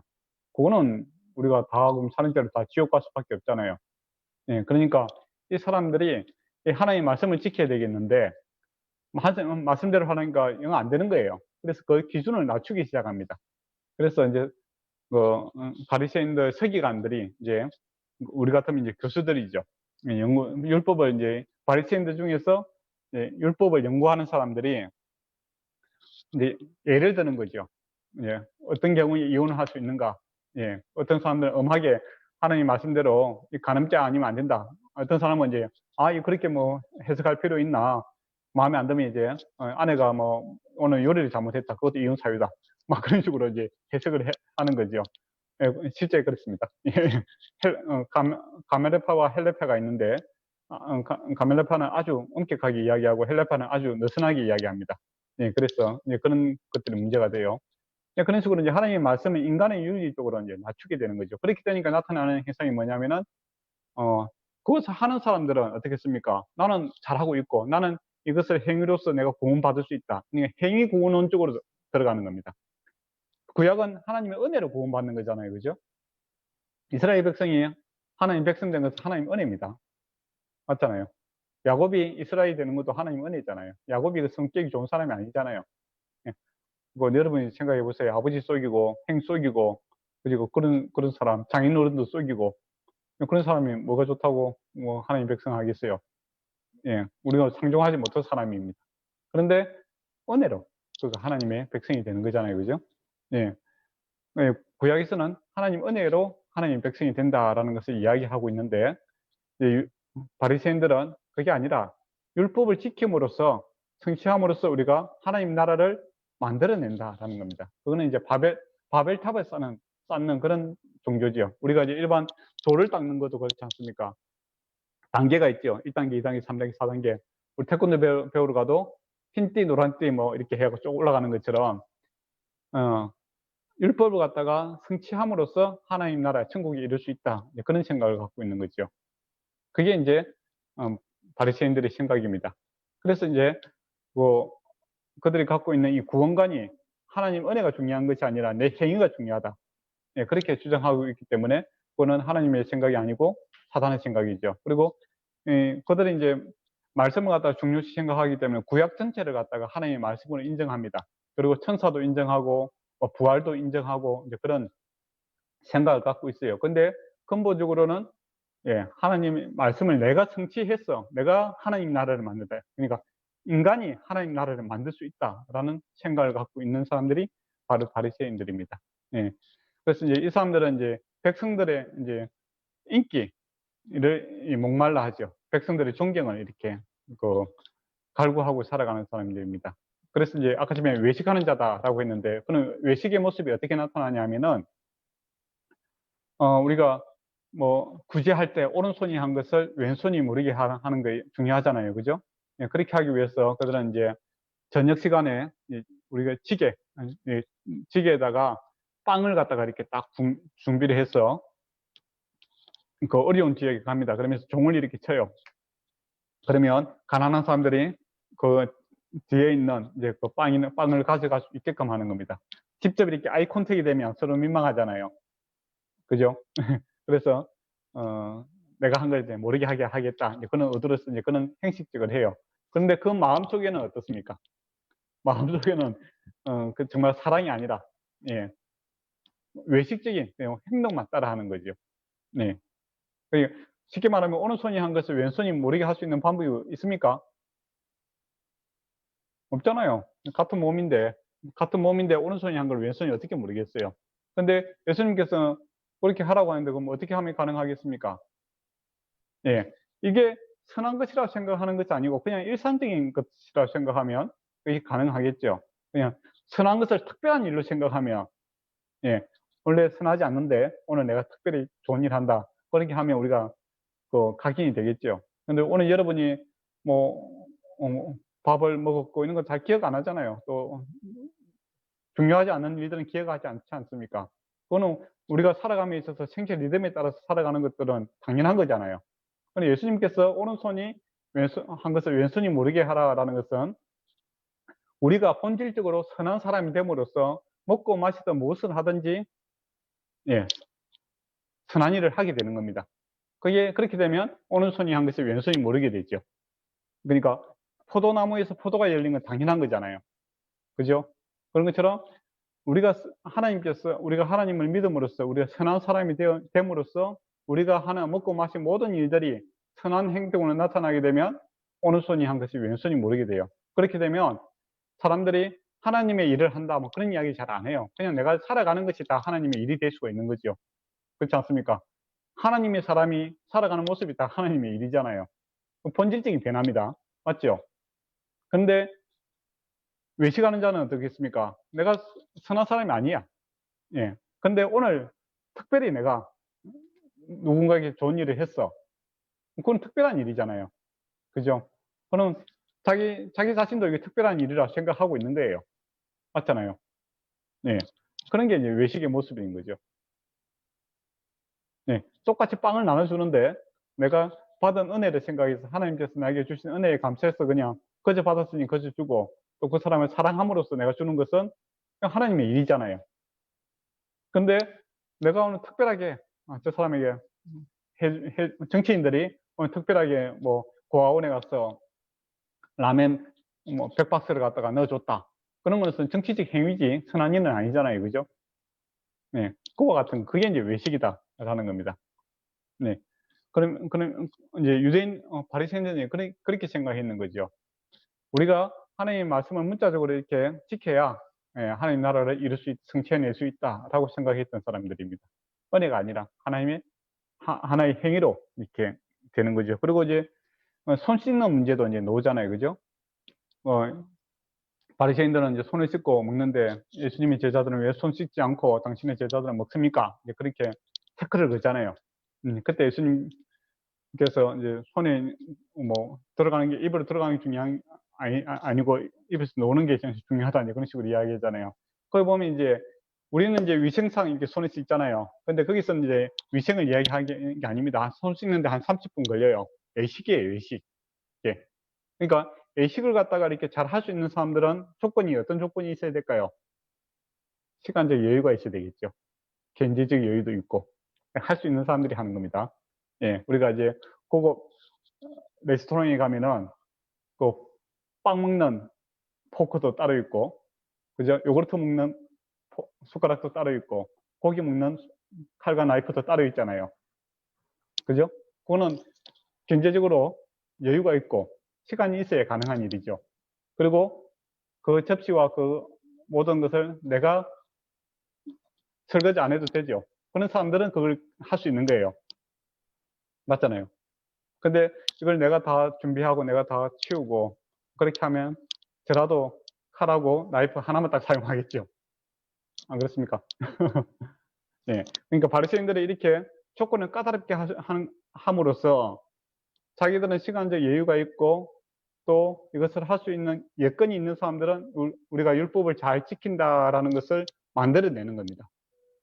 그리고 상대적으로 갈릴리에 있는 사람들, 일하기 바쁜 사람들은 도저히 그걸 따라갈 수가 없잖아요. 뭐 농사 짓고 고기 잡는 사람들이 밥 한 끼 먹기 위해서 30분 동안 손 씻고 있으면 그게 뭐 먹고 살겠어요? 뭐 못 하잖아요.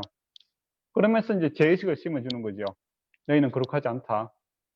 왜 이런 의식을 모르느냐? 난 무지하다.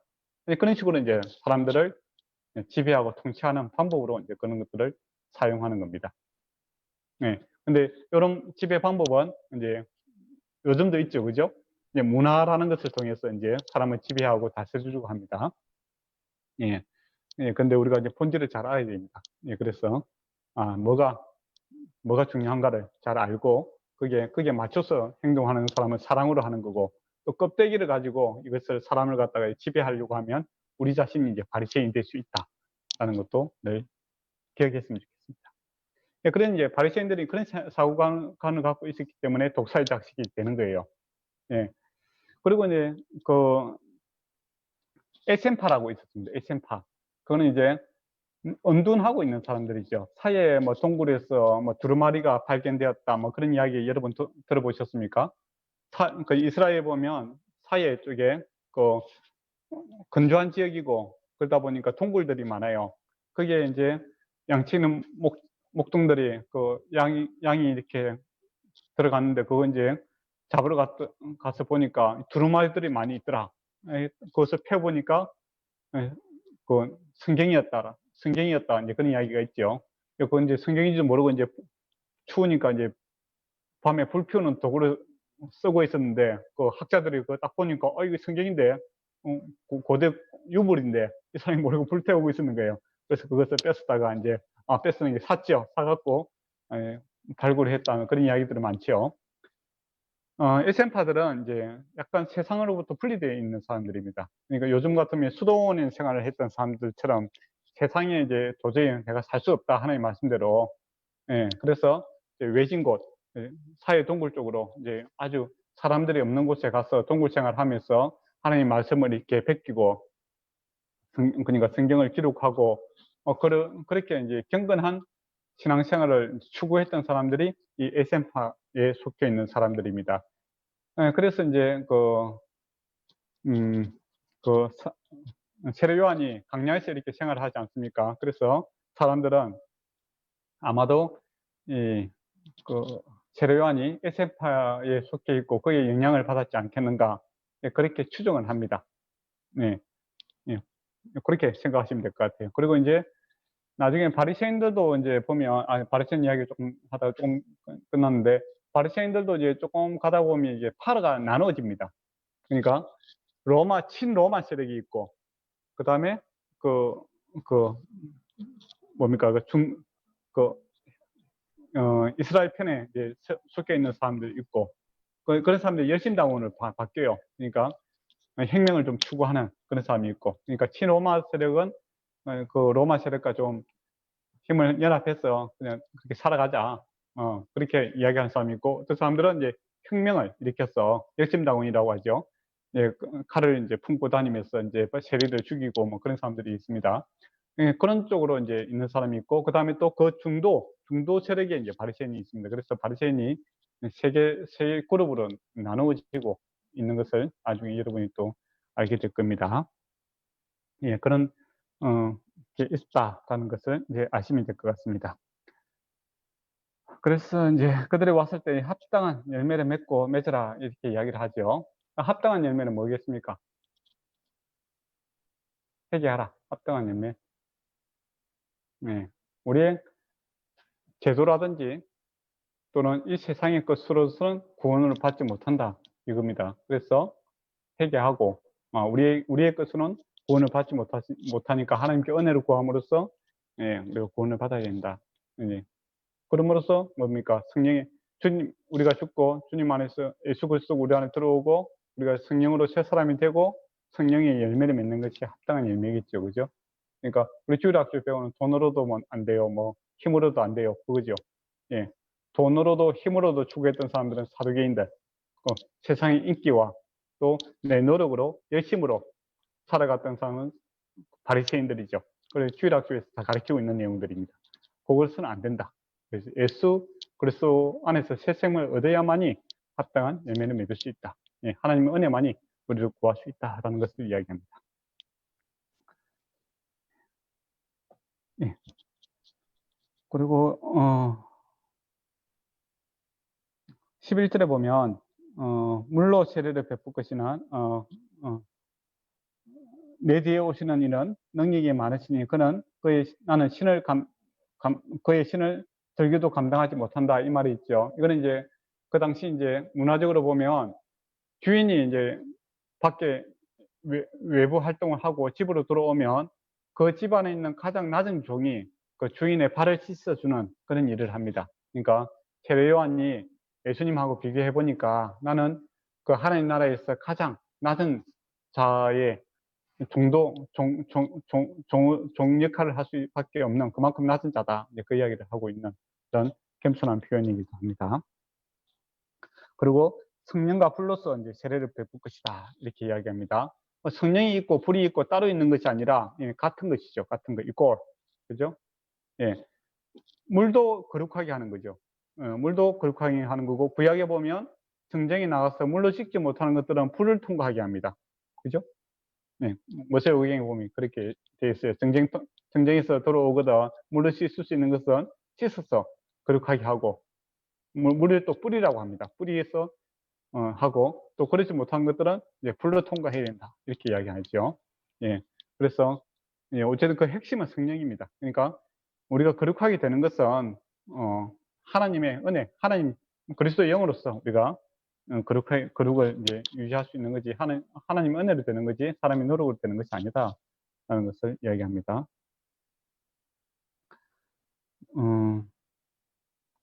여기까지 혹시 질문이 있습니까? 저 하나 물어봐도 됩니까? 예, 하나만 물어보세요. 그 말라기에 하나님은 사랑할 자들을 선택을 하셨다고 말씀을 하셨는데 네, 하나님이 그러면 네, 네. 그러면 반대인 선택받지 못한 사람들도 있잖아요. 네, 성택과 유기라고 하죠. 네, 조직 신학에서는 그런 사람들은 저희는 어쨌든 간에 모든 사람을 대상으로 전도를 하고 이제 예, 말씀을 나누고 그러는데 하나님께서 이미 사랑할 자들을 선택을 하셨다면은 네 선택받지 못한 사람들에겐 저희는 어떻게 다가가야 되나요? 그게 이제 조직 신학을 배우다 보면 우리가 선택과 유기라는 것을 배우게 됩니다. 예, 구원에 있어서 예, 하나님께서 우리를 언제 선택했다고 합니까? 영원 창세전에. 전부터. 예, 그렇죠. 창세전에 영원전부터 창세했다라는 거죠. 그거는 그 핵심이 뭐냐면은 우리의 선택이 우리의 행위에 의해서 결정되는 것이 아니고 또 변경될 수 없다라는 것을 강조하고 있습니다. 그러니까 하나님의 선택이 내가 태어나서 뭐 하게 되면 내 행위가 들어가잖아요. 그죠? 나에 의해서 결정되는 것이 아니라 하나님의 주권에 의해서 이것이 결정되고 또 우리가 이제 살아가면서 또 뭐 죄를 짓기도 하고 또 못한 모습도 있는데 그것에 의해서 뭐 변화될 수가 없다라는 것을 이야기할 때 선택이다라는 교리를 강조를 하기 있죠. 그리고 이제 유기 이제 그 선택받지 못하는 유기라는 표현을 씁니다. 그러니까 유기라는 것은 있는 대로 내버려 둔 거죠. 그러니까 의지를 들여서 버렸다라는 개념이 아니라 있는 그대로 방치되어 있는 것을 이제 유기다 이렇게 보시면 될 것 같습니다. 모든 그 뭡니까 그 뭐, 창세기에서 죄를 지음으로써 죄의 삭신 사망으로 이제 사람이 죽게 되잖아요. 죽음의 상태에 방치되어 있는 이것이 육입니다. 그러니까 사람이 살아있는데 내가 복음을 증거하지 않으면서 죽어버리는 것이 아니라 예, 이미 죽은 거죠. 성경에서 보면. 예, 그게 이제 예, 그런 거죠.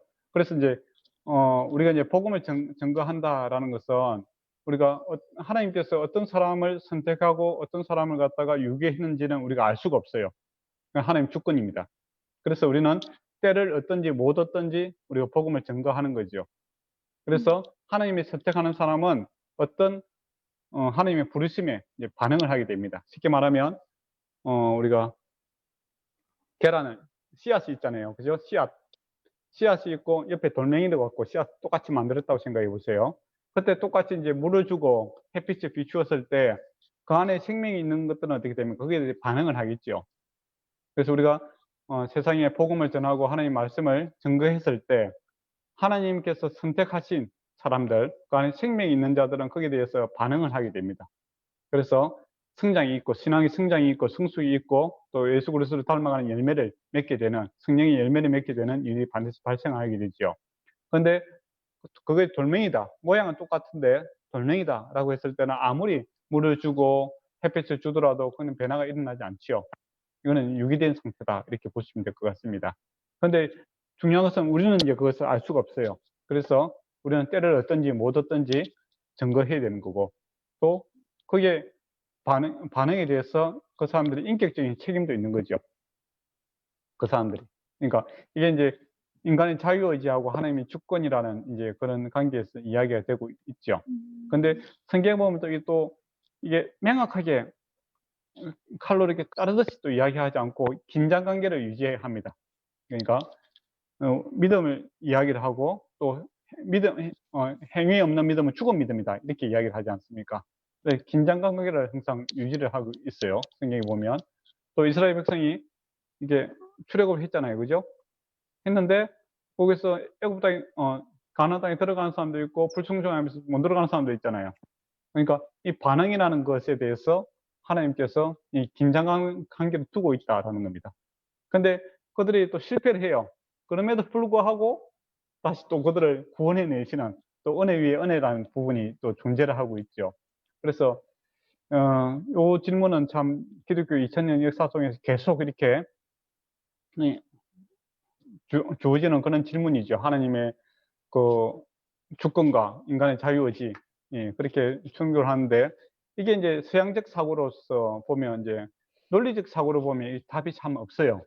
잘 그 이걸 비중으로 이렇게 생각하면 참 힘들 것 같아요. 근데 이거 갖다가 생명으로 보면은 이게 또 쉽게도 우리가 받아들일 수 있습니다. 이 하나님의 생명이라는 것이 우리에게 주어지면은 생명을 반응을 하게 된다라는 것으로 보고, 또 생명 없는 것은 하나님께 반응할 수 없다, 이제 그렇게 보면 될 것 같아요. 그래서 선택과 유기라는 부분, 그거는 선택을 이제 기독교에서 우리가 강조할 때는 우리가 변함없이 구원을 받을 것이다라는 것을 이야기해야 되고, 또 전도라는 측면에서 보면은 우리가 선택과 유기를 갖다 생각하지 않고 때를 얻든지 못 얻든지, 그러니까 강야에서 외치는 것처럼 사람을 보고 외치는 건 아니잖아요, 그죠? 강야에서 외치라 하면 외치는 겁니다. 그렇게 되면 하나님께서 선택할 사람은 반드시 돌아오게 된다라는 것을 이야기를 하고 있죠. 예. 혹시 답이 되었습니까? 네. 음. 감사합니다. 예. 선택과 유기 좀 어려운 주제입니다. 예. 예. 근데 그런 것도 있어요. 그 성경이 그 예루살렘 이 유대인들이 동양 문화에 속해 있는 사람들이거든요. 또 구약이라는 것도 보면 이 그림 언어로 되어 있어요. 뭐 공충이라든지 이런 거 할 때 기어다니는 거 이렇게 표현하거든요. 하늘을 나는 거, 예, 그런 표현으로 쓰고 있지 않습니까? 그러고 보면 전체적으로 이렇게 생명에 대해서 이렇게 이야기를 할 때는 생명이 있다고 하는데, 우리 생명을 갖다가 좀 분명하게 또 논리적으로 설명하기 좀 힘든 부분이 있잖아요. 저도 살아있잖아요. 여러분도 살아있고. 살아있는 게 뭡니까? 이렇게 물어보면 이성적으로 논리적으로 칼로 물 베듯이 이렇게 탁 잘라서 이야기하기 힘들잖아요. 그렇지 않습니까? 우리가 어떻게 보면 잠자는 시간도 있는데 보면은 우리가 무의식 사기에서 이렇게 자고 있잖아요. 그 살아있는 거잖아요. 근데 죽은 거가 또 별반 다르지 않지만은 그런 상태에 있는 거잖아요. 그죠? 예. 그래서 우리가 이 생명이다라는 것을 이제 논리적으로 이성적으로만 이렇게 판단하기에는 참 무리가 있지 않나, 이제 그런 생각을 들고, 예, 그런 측면에서 보면 하나님의 주권과 이 인간의 주권, 유기 이런 거, 선택과 유기도 이거 갖다 생명의 형상으로 이렇게 받아들이는 게 좀 맞지 않겠나 싶은 생각이 들어요. 그러니까 예. 그리고 그때그때 이제 강조하고자 하는 것이 이제 포인트가 있습니다. 조직신학에서. 예. 선택했을 때는 하나님이 우리의 그 구원이 변치 않는다. 이제 그래서 성도들을 위로하고 붙들기 위한 그런 거고, 또 유기되어 있는 것을 이야기할 때는 전도해야 된다. 우리가 이제 그러니까 열심을 내어서 우리가 하나님 선택된 자들을 찾아야 된다. 이제 그렇게 할 때 이제 그런 부분들이 사용이 되고 있다라는 겁니다.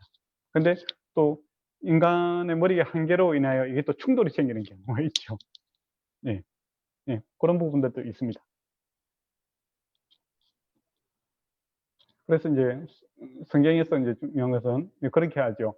뭔가를 우리가 사고를 할 때 성경에서 간 만큼 가고, 그러니까 성경에서 이야기하는 것만큼 우리가 받아들이고 그 이상은 우리가 말하지 않는다라는 것이 이제 원칙입니다. 그러니까 우리가 모르는 부분을 갖다가 인정한다라는 것이 성경 해석학의 원칙이고, 또 신학을 하는 원칙이고, 또 우리가 또 성경에서 이야기하고 있는 부분에 대해서는 충분히 노력해서 알아야 되는 그런 수고도 무시하지 않는다라는 것이죠. 예. 혹시 다른 질문 있습니까? 인형 현재.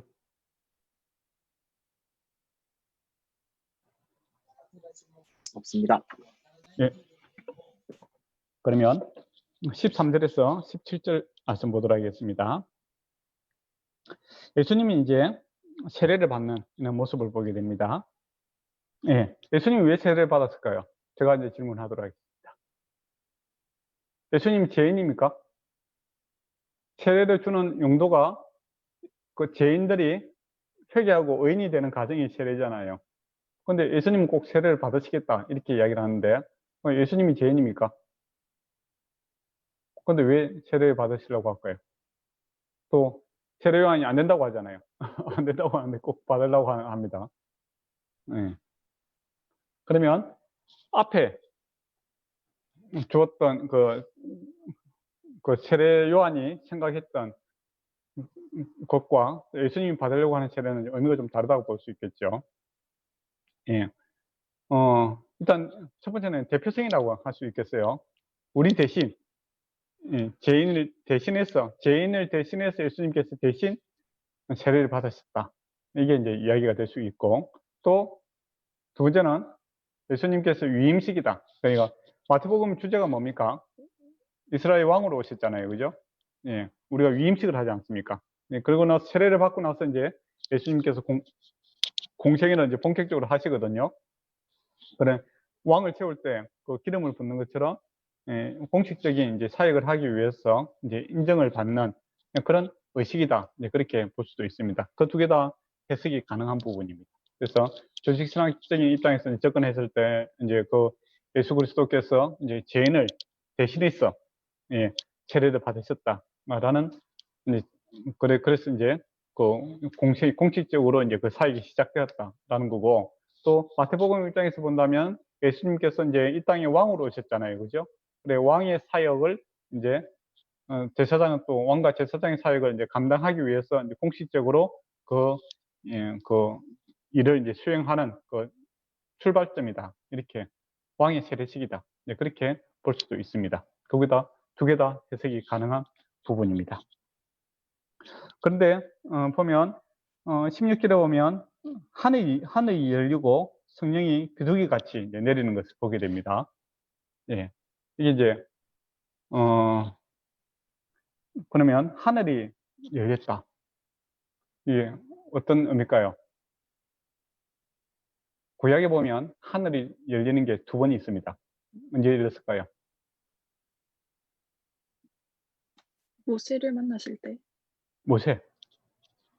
언제? 모세 말고 족장식 때 한번 생각해 보세요. 족장, 야곱이 형을 도망가잖아요. 에서를 피해서 도망가다가 돌베개를 베고 자잖아요. 그때 꿈에 사닥다리가 있죠. 네, 천사가 오르내리락 하는 것을 보게 됩니다. 그때 이제 하늘 문이 열리는 것을 보게 되죠. 또 두 번째는 어디입니까? 에스겔 1장 1절에 보면 하늘 문이 열리고 보는 것을 보게 되죠. 예. 예. 그리고 이제 지금 이제 예수 그리스도께서 그 사역할 때 하늘 문이 열리는 것을 보게 됩니다. 그리고 이제 사닥다리 이야기를 할 때 그 사닥다리가 예수님이다 이제 그렇게 이야기를 하잖아요. 근데 여러분 사닥다리 하면 생각나는 게 어떤 모양이 생각납니까? 이 대나무 이렇게 두 개 하고 이렇게 그런 거 생각나죠, 그죠? 그거 아닙니다. 원문에 지구라트라고 하죠. 지구라트 계단식으로 우리가 피라미드 비슷하게 생기는 거 있잖아요. 근데 보면 계단으로 이렇게 해서 올라가는 거 있지 않습니까? 그걸 이야기합니다. 지구라트. 예, 우리는 이제 짝대기가 있고 그러는데 이거는 계단이에요. 천국의 계단입니다. 예수님께서는 이제 천국의 계단이시다라는 겁니다. 문이 있다라는 것이죠. 예, 주님께서 천국에 예수님을 통해서 이 천국 하늘로 올라갈 수 있고 또 하늘의 문이시다, 천국의 문이시다라는 의미입니다. 그래서 하늘이 열리는 것을 보게 되죠. 그런데 이제 비둘기가 내려왔어요. 뭐 새도 많은데 하필이면 왜 비둘기일까요? 우리가 이제 성경에 놓으면 항상 다 생각을 해봐야 됩니다. 그냥 우연히 뭐 지나가는 비둘기가 아니고 비둘기가 내려왔다라는 거죠. 왜 비둘기가 내려왔죠? 평화의 상징이라서. 아, 그렇죠. 근데 왜 평화의 상징일까요? 올림픽도 아닌데.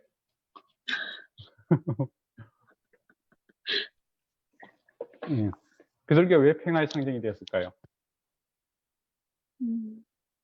우리가 이제 성경을 해석할 때 항상 성경에서 생각해 봐야 돼요. 비둘기가 언제 나옵니까? 노아 홍수. 맞죠? 노아 홍수 때 비둘기가 그 감람나무 이파리를 가지고 옴으로써 새로운 세상이 열리게 됩니다. 심판이 끝나고, 그죠? 다시 하나님 은혜의 시대가, 새 시대가 열리게 되잖아요. 그것을 상징하는 게 비둘기잖아요. 네, 그래서 이제 뭐 서양이 기독교 문화에 있으니까 올림픽 할 때 이제 비둘기가 이제 감람나무 이파리 메고 있잖아요. 그래서 하나님의 진노는 끝나고, 예, 새로운 평화의 시대가 하나님과 합평하게 되는, 또 세상과 합평하게 되는 시대가 열리게 되었다라고 해서 이제 그 비둘기가 평화의 상징이 되는 겁니다.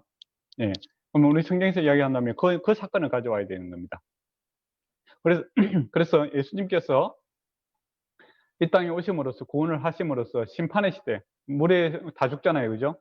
물이 홍수에서 끝나고, 예, 죽는 시대가 끝나고 새로운 시대가 열리게 돼, 새 하늘과 새 땅이 열리게 될 것이다 라는 겁니다. 그리고 예수님을 인하여 하늘의 평화, 이 땅에도 우리에게도 은혜가 내리죠.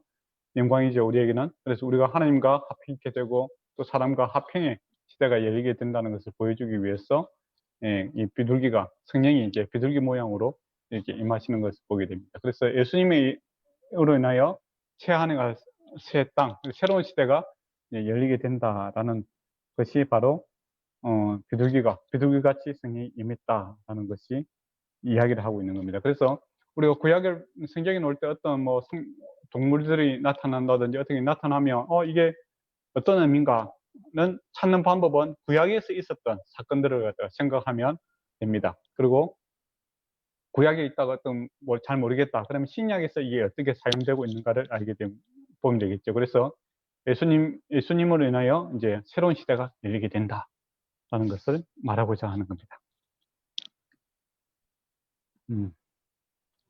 그리고 이제 하늘로부터 소리가 나서 내 사랑하는 아들이여 내 기뻐하는 자다라는 것입니다. 네. 여기서 이제 하나님의 아들이다라는 것을 우리가 한번 생각해 봅시다. 저와 여러분도 하나님의 아들들이죠. 맞습니까? 맞죠? 네. 근데 자매들도 이제 하나님의 아들들이다 이렇게 이야기합니다. 성경에는 왜 아들들이라고 했을까요? 나는 딸인데. 네, 상속권 때문에 그렇습니다. 저와 여러분이 다 하나님의 백성이고 하나님께 속해 있다라는 의미에서 이제 상속권이 하나님을 이제 하나님 나라를 우리가 상속받을 수 있는 사람들이다라는 의미에서 우리가 성별, 젠더, 사회적 젠더 성에 관계없이 우리는 다 하나님의 아들들입니다. 그리고 또 예수님도 하나님의 아들이라고 하잖아요. 그러면 우리가 예수님하고 똑같습니까?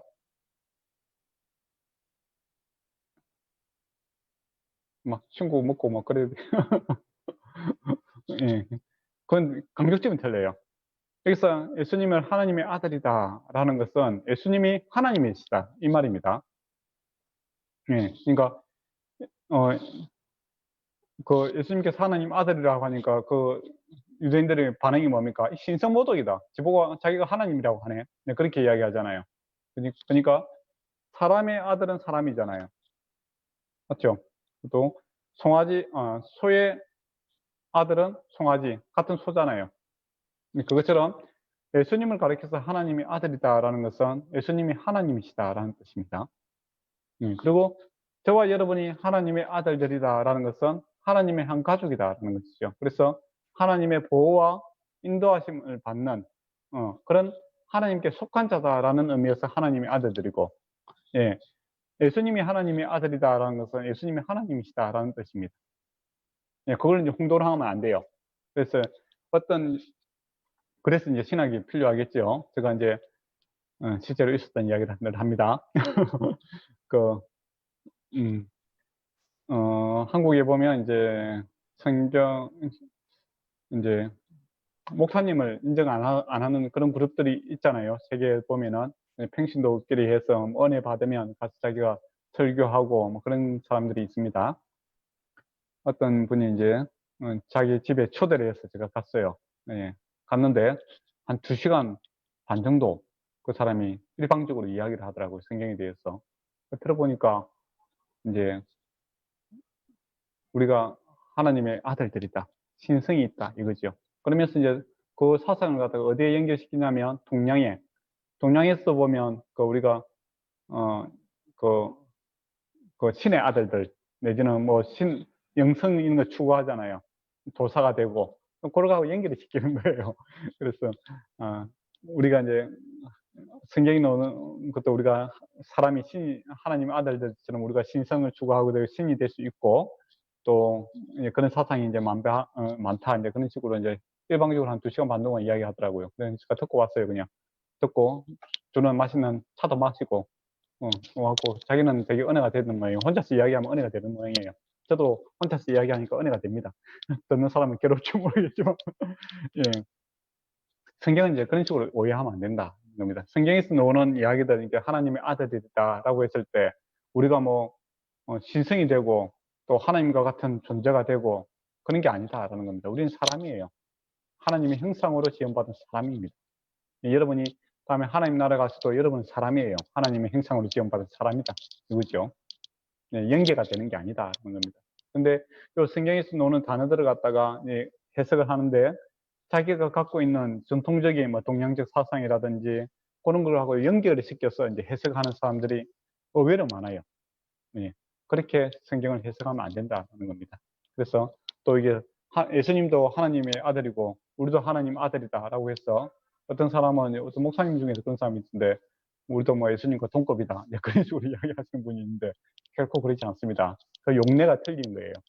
예. 유대인들은 예수님이 하나님의 아들이다 이야기하면 이 신성모독이다. 이제 바로 예. 그 문화적으로 봤을 때 이거는 하나님 자기를 갖다가 하나님이라고 이야기한다라는 것을 바로 이해하잖아요. 그죠? 근데 그거 갖다가 우리가 동양적 사고로 가지고 와갖고 예수님은 아버지가 좀 능력이 있고 그다음에 아들은 좀 밑에잖아요. 그렇다고 해서 이제 하나님 성부가 제일 크고 성령은 또 엄마 같고 또 성자는 그 아들 같고 이렇게 패밀리를 만들면 안 된다라는 것이죠. 그거는 이제 우리가 기존에 갖고 있는 사고를 가지고 성경을 갖다 짜맞추게 하는 방법입니다. 그렇게 생각하시는 분도 있어요. 그런 이단이 되는 겁니다. 그래서 성경을 해석할 때 주님께서 성경이 노는 그런 용어들을 갖다가 그 유대인들이 어떻게 생각하고 있었는가를 바로 알고 또 성경에서 무엇을 이야기하고자 하는지를 바로 알고 해석하는 것이 중요한 핵심 포인트입니다. 혹시 뭐 질문이 있습니까?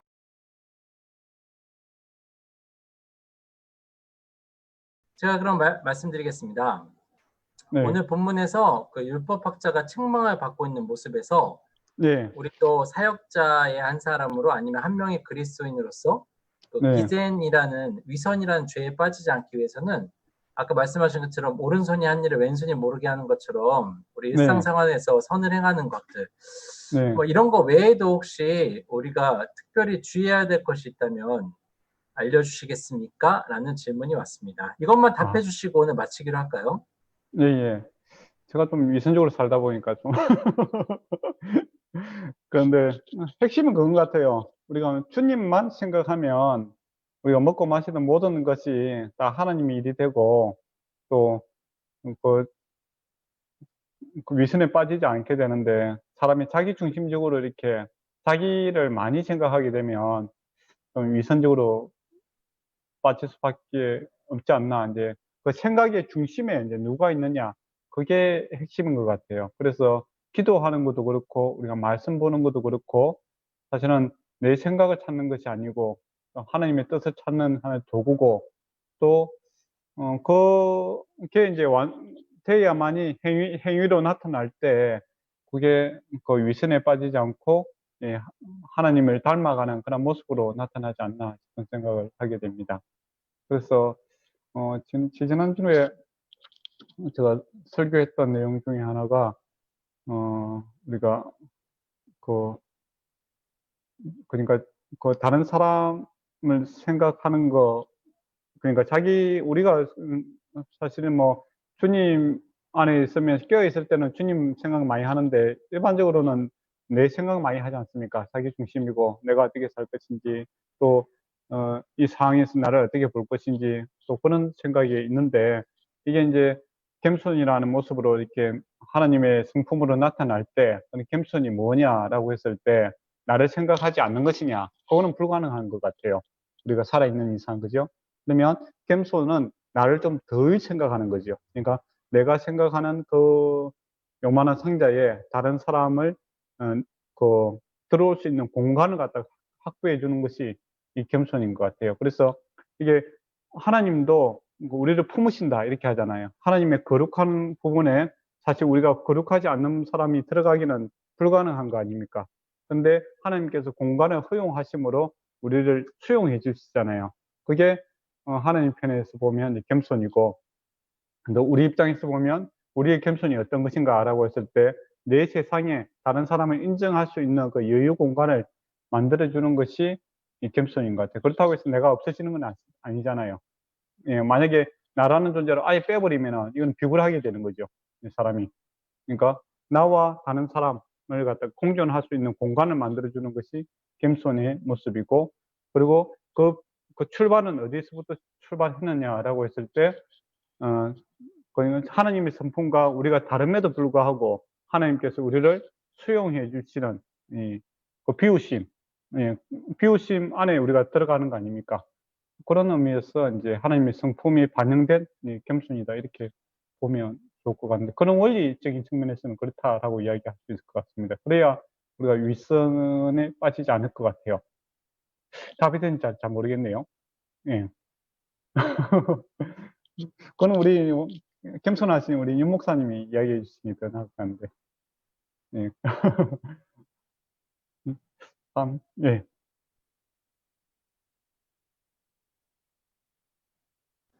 네, 목사님, 그러면 오늘은 이걸로 해서, 네, 예. 감사합니다. 그럼. 예, 다음에 시간을 잘 보도록 하겠습니다. 죄송합니다. 너무 길게 해서. 예, 좋은 시간 되세요. 네, 목사님, 그러면 뭐 오늘은 또 누구 한 명 기도 한번, 네, 해서 끝내는 걸로 할까요?